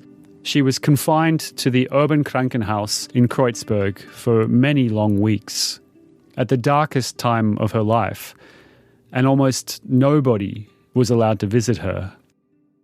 I remember taking food for her because the hospital food is just so terrible, and having to leave it at the ward door. Nobody could see her, sit with her, or comfort her. Finally, she decided to return to England for treatment and to be with her family. The initial chemotherapy rounds worked, and she was able to travel around Europe to some of her favourite places. The mountains of Switzerland, the lakes of Italy, and of course, her beloved Berlin. And in September 2022, Maisie joined us for a live recording of Radio Spaetkauf, where she so bravely described her diagnosis, her treatment, and her prognosis. And yeah, Maisie told us about her struggle. It was amazing. I really wanted to cry, and I didn't because I was on stage. But, I mean, I could have. Maybe I should have. It was amazing how she talked about it, no? So matter-of-factly accepting of the situation, courageous, and like she wanted to do it to like raise awareness or something as well, right? It's Sunday, September the 11th, 2022. This is Radio Spaetkauf, Berlin's news podcast in floating Berlin. And I'm Maisie Hitchcock. And just before we go any further, can we please have a huge round of applause welcoming back Maisie Hitchcock to the microphone? Yes! Maisie, you have been living in the UK, taking care of your health. How are you doing? It sounds like a contradiction, doesn't it? Living in the UK and taking care of my health. I'll try not to be a cancer bore, but basically in October 2020, I was suddenly diagnosed out of nowhere with very little warning, and that's the thing about this cancer, with stage 4 ovarian cancer, and which I still have. And basically, it kind of crept up on me, and I just had a few little symptoms like bloating, but nothing major. And I just went to a gastroenterologist who my allgemein arts referred me to, amongst various other people I was referred to. And I did kind of leave it, thinking, just a bit bloated, getting older, that kind of thing. And I was given an ultrasound, and then she said, you have to go to hospital right now. And then I basically went to the Urban hospital because it was the nearest one. And over the space of about 2 weeks or a week and a half, it took them to find out what it was, with various tests and all that kind of stuff. And it turned out to be stage 4 ovarian cancer. And if you don't know about staging, stage 4 is like, you have 4A and 4B, but it's kind of irrelevant. It's the last stage of cancer. You have 1 to 4. And it usually means it's metastasized to a distant part of your body from the original site. And it's usually, more often than not, I can't speak for everybody because every cancer is different. It's usually incurable, but it's definitely incurable when it comes back. And ovarian cancer is notorious at coming back. So basically, I was diagnosed at Urban. I had 6 months I had something called debulking, which is basically how it sounds. They just slit you open and take everything out, including your womb. Then they gave me 6 months of chemotherapy. And that, with the hope that would basically, it's called like mopping up. They basically mop up what's left with this chemotherapy. That's the stuff they can't see. That's what it's for, really. And I came out at the end of it with having a scan, and it was clear. And I was like, yeah, brilliant. And then they said, with stage 4, the chance is 95% chance it's going to come back. I was like, yeah, but I've looked on the forums. It's all right. There's plenty of stage 4. Women with stage 4, they live for years these days. And I moved back to the UK because I'd had an absolute nightmare with health insurance here. I was privately insured at the British Health Insurance Company. And basically, I've said to Joel or somebody else recently, that it was like basically being an intermediary between a divorcing couple, Urban Krankenhaus, and the insurance. It was like a nightmare. They just didn't communicate with each other. And so basically, I didn't want to go through that again. And also not knowing how long I had, didn't know when I was going to recur, thought I'd better go back to the UK. I'll take a chance on the NHS. I got back to the UK, and after 5 months, the cancer was back. And so my cancer, I don't want to go into too much detail because it's a bit tedious, but my cancer manifests itself with malignant fluid. Only 30% of women with ovarian cancer have this. But I got the short straw, and basically I get malignant fluid in my lungs and in my abdomen, which gathers to the point where I can't breathe, and it has to be drained off. And it's a very Victorian procedure. I'll be so glad for women or people born with the female sex organs in the future, basically don't have to have this happen. They puncture you and they drain malignant fluid off you so you can breathe again, or so that you have some release in your tummy, because it can get really big. And this was happening to me when I recurred. Then I got put on second line chemotherapy. That sorted out all the liquid. And I was feeling pretty good. It was the best I felt on chemotherapy. And then I had a scan in May of this year, and they said, I'm sorry, it's growing back in your abdomen again. And so basically now I'm on an antibody, which is controlling the cancer, but it's not like I'm not in the clear. I'm not cured. I'll never be cured. And I'm just going to go from one treatment to the next until I die. But on the positive side, I don't have this stupid fluid, and I'm pretty active. I'm doing my best to keep going. And I'm here. You're traveling, you're visiting Berlin. Yeah. You've been here a few times. I've been here a lot. Can't get enough. It's like classic ex-Berliner, like living here for years. I lived here for 18 years and was always bitching about I'm going to leave. I hate this grumpy schnauzer. And then go back to the UK and it's like, I fucking hate everything in this country. I hate this country. I hate everything from the narrow pavements to how everyone apologizes to everything, the way no one complains and no one tells you like it is.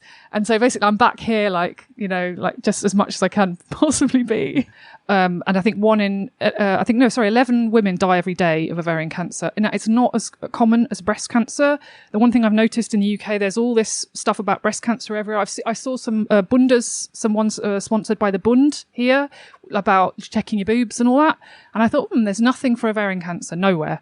I knew nothing about it. I thought pap smears were for ovarian cancer, which they're not. They're for cervical, which is a different one.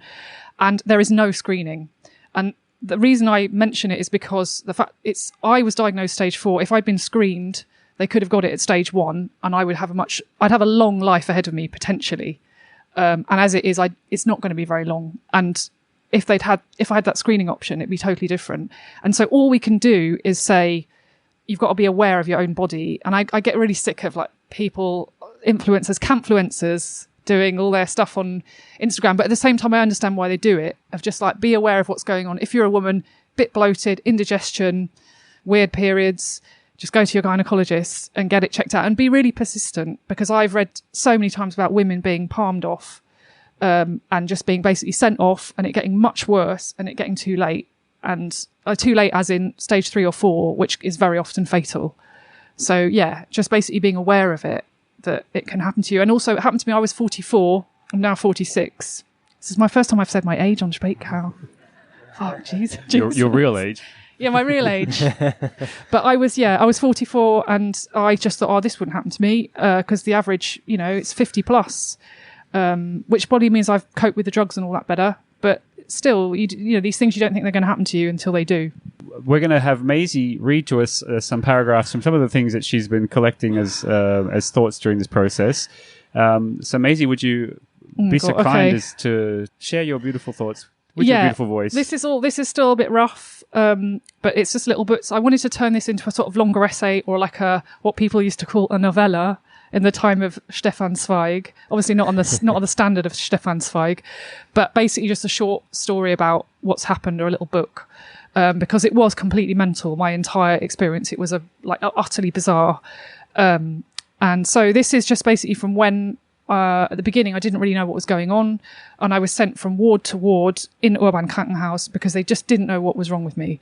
And they were trying to get to the bottom of it and they couldn't find it. So this is the sort of context.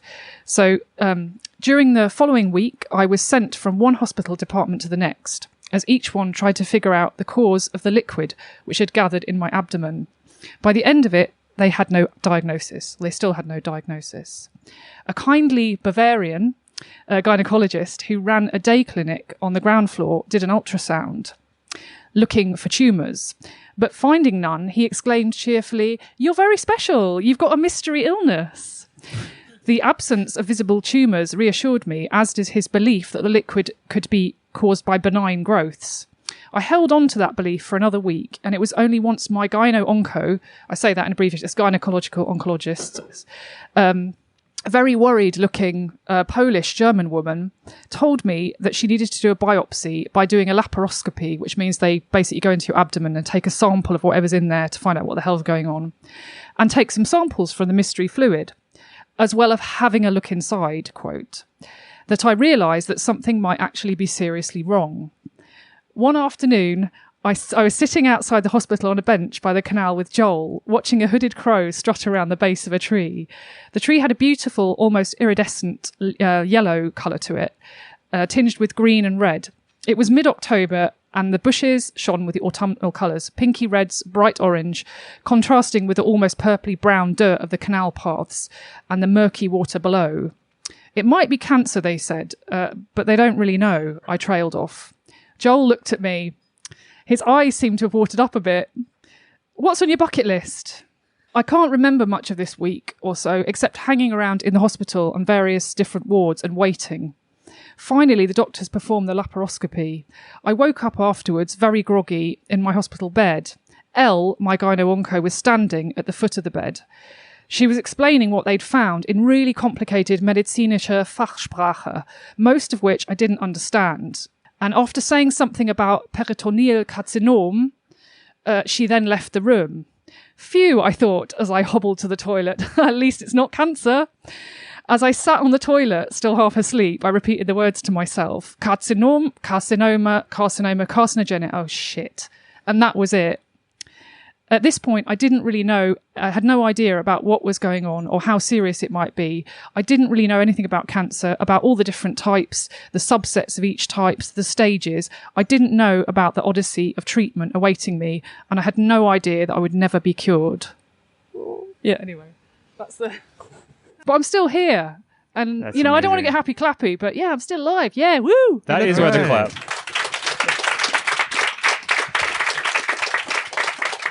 And you've come on, and we get to hear your beautiful voice again. I'm so happy to have you back, Maisie. Thanks, Joel. Keep coming back. Thanks, everyone. Keep coming back. And I also want to say belatedly, thank you very much, because I've been probably pretty out of it since I've been having cancer treatment, because the drugs do actually mess with your mind a bit. And memory and all that kind of stuff. Just thank you very much to everyone who sent me really lovely messages all those years ago, or those months ago, of support, and I didn't say thank you. And I just want to say thank you very much now, because they meant a lot to me when I was sitting on the 8th floor of Urban, kind of staring down and feeling like shit. So thank you. That was the last time we got to hear Maisie on Radio Spaetkauf. But it wasn't the last time that I got to record her voice.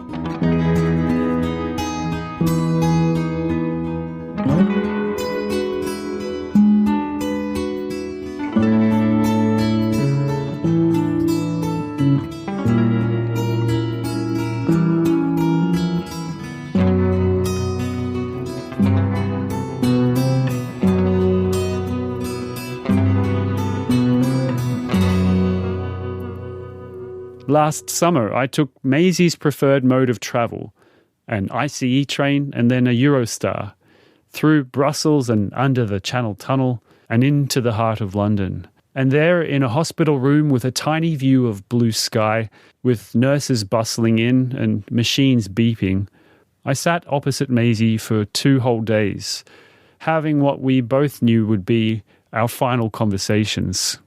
But even in those last days, as she struggled to eat and her strength slowly slipped away, Maisie told me that she felt lucky. I do consider myself lucky because I never could have anticipated that I could have spent all last year travelling, that I'd be basically pain-free for most of the time. But I felt like I was somehow led a bit of a charmed life. Okay, the last 4 months have been absolutely horrendous, and I wouldn't wish them on anyone. But then there's people who go through worse than me. You know, I was thinking about my neighbours on the hospital ward who've had constant pain, you know, months of pain, and all I've had is like a lot of discomfort and psychological discomfort. and I'm still not in big pain, and that might be round the corner. I might experience the most horrendous death, but to have been spared that is actually, again, I think, slightly charmed. I always thought I was going to get old, like my granny, who died in her 90s and never had many illnesses apart from sort of emphysema. But part of me just had this sort of faith in, if you're a sort of hypochondriac, or unless you've seen terrible things happen in your own family, or maybe you're unlucky enough to live somewhere that you know you're not going to have a long life, you know what I mean, where you're exposed to kind of war and all that kind of stuff. When I was talking about my decision to stop treatment, and some people go, well, but you're only 47. And I go, what's only 47? Like, 100 years ago, that was ancient, you know. That was already heading into, like, that's not middle age, it's old age.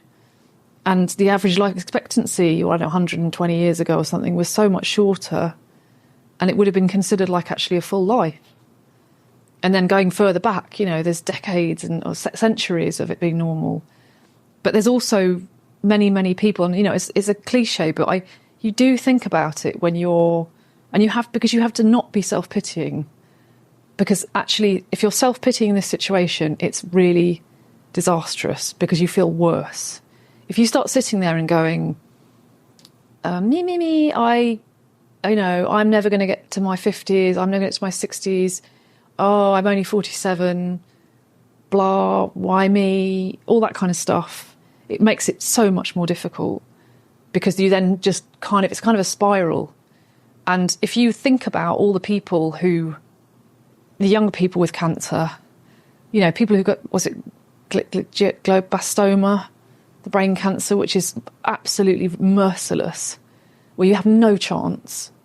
And people who, young people, there's a girl on the ward who's went back to Q8.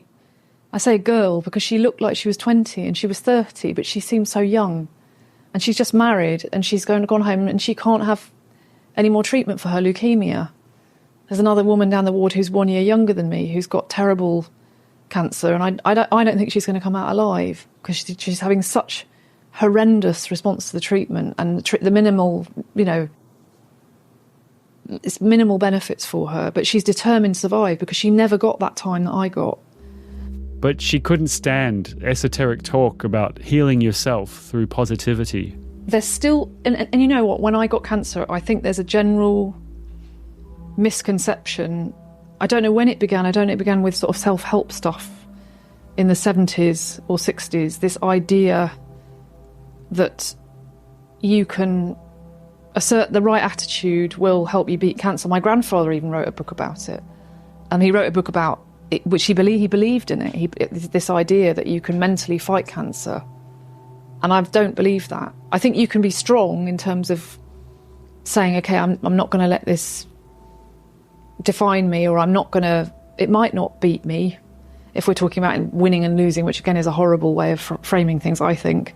But it's whatever suits people best. You know, I don't want to criticise that. But he wrote this book and it was all about, visualisation. And I think it helped him a lot psychologically. But I think there's part of this general, slightly esoteric idea that came about at some point, and I assume it's the 60s or 70s, that you can somehow determine the outcome of your treatment, which is an entirely, biological? It's a process in your body, and I always knew that from the beginning.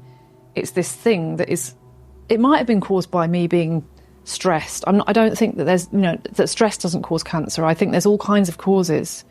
But the actual cancer, once you've got it, I don't believe you can influence anything that happens with it, apart from trying to do your best to be, when they say it's time for you to mobilise, to walk, you should try and walk. Or if you can eat, or get enough sleep. But you can't, to think that if you stay cheerful, that's going to somehow influence these cells, this this bunch of cells in your body is completely crazy. I can't say that word at all. And I just think but I even believe that a bit. And it's like, I think a lot of people, there's still this idea. I've had I've had people saying it to me, luckily not too many, probably because I'm not the kind of person you would say that to. Recently I was on the balcony at this hospital, at the day room, and this woman said, it was maybe 2 weeks ago, a lady started telling me, I said, I'm going to stop treatment. And then she goes, well, if that's okay, you might still be healed. And I said, well, how would that happen? I can only be healed by treatment. And if I stop, I won't, I'll die. And she said, well, we don't know. And I said, well, we kind of do. And she said, it's all about your attitude, and put her hand on her head. It's all about your mindset. And she said, it's just about having the right attitude. You can heal everything with the right attitude. And I just thought, apart from wanting to kind of punch her or throw her over the balcony, I just thought, how dare you? You obviously know nothing about cancer. I think there was probably a religious element to it. The idea of being healed by God, but that's again about beliefs, isn't it? It's about belief systems. But it really, really, really upset me. And I just thought, I can't believe that people, at the same time, you've got to respect it, because for some people it helps them. She was a rationalist, and I asked her if this made it harder or easier to deal with death. Well, it kind of does, because it's then you don't, I think I mentioned this before, I think you don't take it personally. And I think that's really important with any illness, is don't take it personally. It's not someone punishing you. I have had moments where I felt like it is, but I step back from it when I'm thinking a little bit more clearly. It's not someone punishing you. It's not, you've not been chosen. Again, that's avoiding the why me. It's an arbitrary thing. Okay, I smoked when I was younger. Maybe that caused it. Maybe it didn't. I don't know. I don't know what caused it, and I'll never know. And being regretful about things like cancer or regretful about the causes is also completely useless, because it doesn't get you anywhere. And you have to, in the end, just go. I read an interview with, I think, a cancer patient once, and they said, well, also, why would you say, why not me? Why not me? Why wouldn't I be the person who gets it? And you do have to just see it as something. It's like, we're all, human beings, we're all on the earth for a certain time. We've all got to die a certain way. Some of us I think it's luck, it's just luck, without anything else attached to it. And, the only thing I regret now is, in a way, I wish I was a bit more spiritual, because I think I would find huge comfort in being probably religious, especially now I've made the decision to stop treatment. But at the same time, I do think I find enough comfort in reality and enough in my past. I certainly have been able to, anyway, during this, getting through this, by just writing posts on Instagram that take me back to those places, or just sitting and visualising them. Whenever I'm feeling anxious, I just go somewhere. And I did it already. I do it anyway, even before I got the cancer.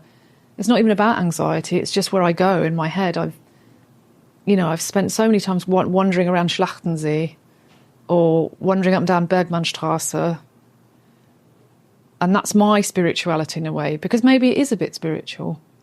Because I do feel like places make you feel good, or you like being in them for some special reason, and there might be something more deep to it than that. I mean, I have definitely questioned my science and reason approach since being ill. And I absolutely think everyone's approach is valid. But I don't want to be lectured by somebody who thinks that I can heal myself. That's fine. They can keep it to themselves. Maisie found comfort in remembering places. My dad said, T.S. Eliot said something like, we go to the places we want to be when we die. Now, what he might have meant is we go to them mentally, because that's where it gives us comfort. Or it's somewhere actually we go after death. But I don't mind the ambiguity of that. And, when I write about floating over the hills of Sussex, it's because I genuinely take huge comfort of the idea of me being up there and completely bloody communing with it all, and the grass and the smells of all these things that make me so happy. They make me so happy. And I'm going to get teary, but like being in Lausanne and looking at the lake and just sitting in a bloody cafe that I love all makes me so, so happy. That, that's where I totally want to go. I absolutely want to be there when I die. And I may not be afterwards because I might just lose consciousness and that's that. But if I feel like I'm heading there, then is death so bad? But I do think there's a spiritual element to that my mum believes that when you die, it's a great release. And she imagines, I think, death as this great big open space like the sea, because she feels very tied to the sea, especially like around the Isle of Wight, that area. My dad believes, he's not religious, but he said he believes in some sort of reincarnation. And he does believe in that our spirits somehow end up returning in some way. Not in like another dimension, but he said he thinks there is some kind of, maybe there's almost a Buddhist element to it. He doesn't believe in, God and hell and fire and brimstone. But I just think, well, both my parents have these vague bits of spirituality about, am I completely unspiritual? Am I like this pure enlightenment person? I don't know whether I am really. Am I just doing it maybe to find comfort? Maybe. But actually, in some ways, it's far more comforting to just think, well, you just pass out and nothing happens because there's nothing to fear, really. Or there's no unknowns. But I'm still very, very convinced that the things that help me now, like these mental journeys to places I've been, because they're all real places, they're not invented, that make me feel that good, has some kind of meaning to it that's beyond just, they make me happy. There's something else about it. I don't know. She did let her emotions slip and show her fears, but she always returned to that attitude of positivity. And I'm sad. I am sad. Like I do, when I have the occasional why me moments and I start envying people in their 50s and 60s and 70s and thinking, God, I was really looking forward to getting my allotment and, have a real sort of excuse just to be a real green fingers and doing more travelling, ideally eco-friendly, and I do get sad about that. And I do think, God, I'm going to miss that. And other people get it and I don't get it. And because I love so much of the world so much, why do I have to go? There's people who don't give a shit. There's people who couldn't care less and don't notice anything. But my life's not worth more than anyone else's. And life it's arbitrary. And it's like, I got so much out of being alive. I'm not happy it's stopping. I'm not happy at the idea that I'm not going to go to Spain because I've only been there once. And I'm not going to go back to Georgia. I wanted to go to Georgia. Or I'm not going to discover much of Northern England, which I barely know, or Scotland. Or go back to the places I love, because I'm always happy to go back again and again. So part of me is very sad about that. But I don't really spend most of my time thinking about it because I've got so much fulfillment out of, I feel like I've had 10 times the life some other people have had, in the sense that, not saying I'm better than them, but just when I look at what I've been able to do and the luxury of my job and I've had, I've just been given so much happiness. In hospital, I was able to tell her something I'd been meaning to for a while. The microphone didn't pick it up well, so I'm going to record it again here. You're somebody who has always taken other people on these journeys with you. And you're a great revealer of beauty, whether it's in art or music or culture or nature. One of the great services you've done for so many people in your life is sharing your perspectives. I hope so.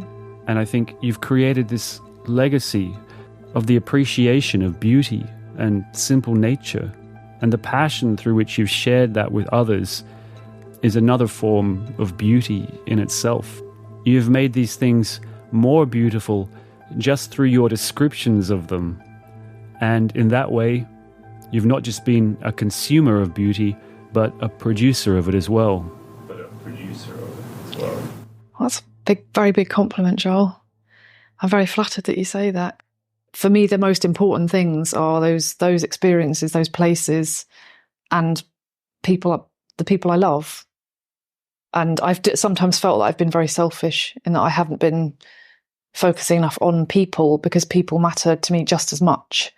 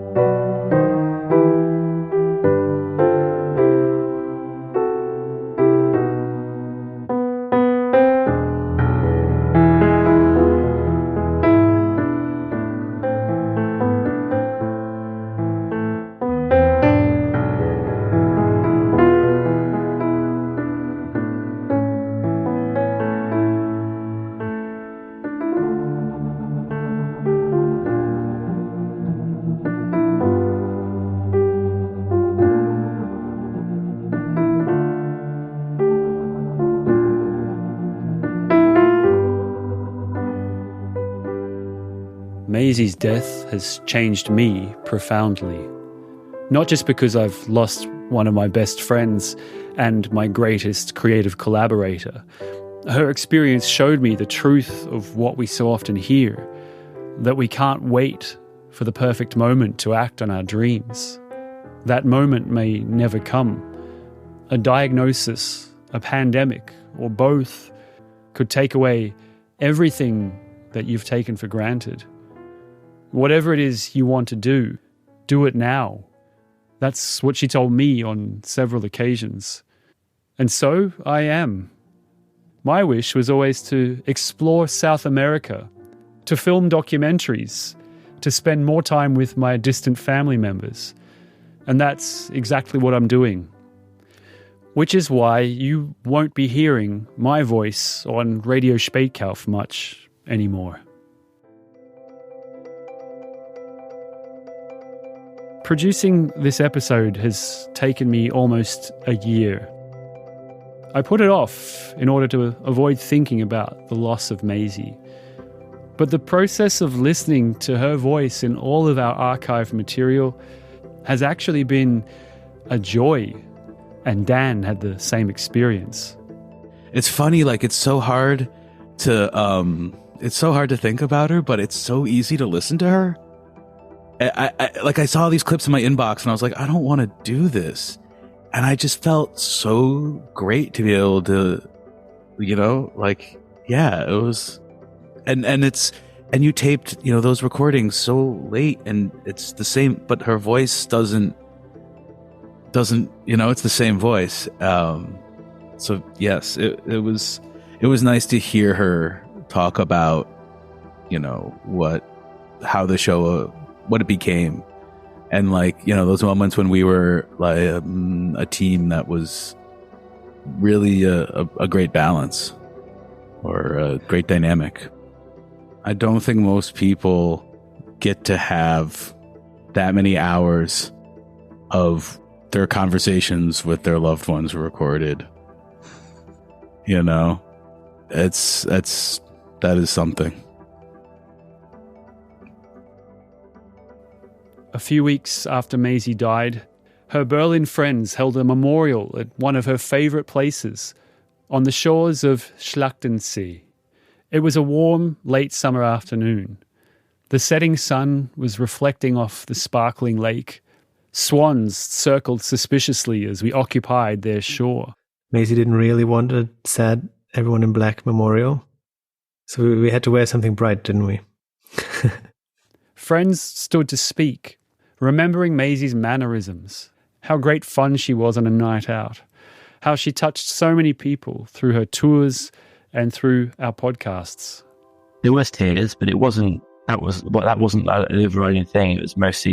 It was yeah, there was a lot of laughter and stuff because people were remembering how she was, and it was fun. And I didn't get up to say anything because I just felt like I couldn't, but I wish in a way I could have, because I wanted to hear from everyone, like it was great. I wanted every person who got up told something different, or maybe they'd share similar things, and it was nice to hear that kind of continuity, but yeah, it was almost like sad when it finished. And after everyone had spoken, we played one of the recordings that I had taken of her in hospital. The same clip that I'm about to play for you now. And the sound echoed across the lake, as if Maisie was there talking to us. And in a way she was, and she always will be. I'm going to give Maisie the last word. There will be none of the normal podcast outro business. I'm Joel Dullroy, and it has been my great privilege and joy to spend so many years as co-founder and co-host of Radio Spaetkauf. And I never would have started it, continued it, nor cherished it, if not for the unforgettable, incredible, brilliant and beautiful Maisie Hitchcock.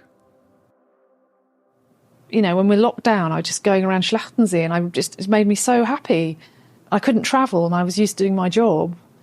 And I just remember going down to Schlachtensee every day. And normally I would have gone further, but it's because it was easy. And I just thought, just make the decision, take a book and just go in the week because it's quiet. And it's clean, you know what you're doing, and you absolutely love it. And you always feel great, obviously, if it's not the weekend. And so I just did it. And I was like, how... It's so funny that this place just makes me so happy. And I can come here and get so much joy out of it, and just the, Krummelanke, and I love Krummelanke U-Bahn station. Even getting there was exciting for me. I got to travel on the U3. I bloody love the U3, and I love coming from Warschauer Straße, all the grimness. Well, I'd get on at, Prinzenstraße, which is pretty disgusting, which is where I lived. And then, traversing the city and seeing bloody Gleisdreieck Park. It's a fantastic park. It's so brilliant. I don't care what anyone says. It's one of the best bit of urban, park planning I've ever seen. It fills me with joy at Gleisdreieck, not to mention Café Euler. And going through there and seeing all that. And, I don't even like Potsdamer Platz, but it's like, look at this. We're going on this brilliant train line that kind of flies above the ground, and you could see all of Berlin, and then it goes underneath, and then it's kind of a bit boring, and it's all right, Wittenbergplatz, blah. And then suddenly you get into the old Weinbau stations, and they're all really incredible, with all their grapes hanging down and crazy kind of columns. And then actually, I used to get out at them, and you go up like Rudolsheimer Platz, and it's beautiful, it's got this incredible statues and benches and flowers, and all these neighbourhoods are really pretty. And then you emerge out into, Dahlendorf, and, eventually it's Krummelanke, and I love Krummelanke station, but I love it when it emerges from the underground, and and everything's so different, and you've got all these beautiful villas, kind of Bauhaus type villas, and then the old beautiful 19th century villas, and then the grassy bank. I always loved the grassy bank would emerge, and all the trees, and it's like a whole different world. And it felt like being in another city. And I'm sure loads of people think that. It's probably typical Berlin. It's the usual, every neighbourhood's different. But I love that about the city. And yeah, so I just think that was so special, and could just give me, Krummelanke, get off at Krummelanke. I got joy out of buying the greasy Chinese takeaway at the station. What am I going to do? And when I get down from Krummelanke, am I going to go to the Haus am Waldsee, which is this museum by the lake, or gallery by the lake, in this old house, and it's got a gorgeous garden, or I could just go and have a coffee. I don't even have to go into the art gallery, sit there for a while if I want, and appreciate how absolutely stunningly beautiful that is. Or I can go and walk down towards Krummelanke and turn right, go off into the weird Waldsiedlung, the old Nazi area. Okay, I'm not start singing praises of Nazi architecture, but that's a whole other. There's Amthierling, which is another like a mini lake. And that's all really fascinating. And then come round to Krummelanke, or I could go straight down to Schlachtensee. And if I wanted, I could just walk into Grunewald and then have a whole different experience. And it's just like, there's so much there for me to keep me happy. Yeah, stand-up paddleboarding, not to mention SUP, which was like another thing. And then also the rowboats. If you wanted to get a rowboat, you could. I love the restaurant Fischerhut am Schlachtensee, you know, splashing out, having a nice big meal and feeling like important, or just go and get chips. You know, and I loved everything about it. Like I said, I'm not keen when it's completely packed down there, but you go down on a weekday and, you know, I sometimes just sit on that, you know, crappy path, people walking past you, get my book out, but my feet were in the water and I was like, look at this clear, beautiful water, and I can just jump in it, and I've got a waterproof bag and I can just swim across the lake, and it's really easy, and, you know, there's nothing that's going to annoy me. I'm not going to get wrapped up in pondweed. No one's going to bump into me.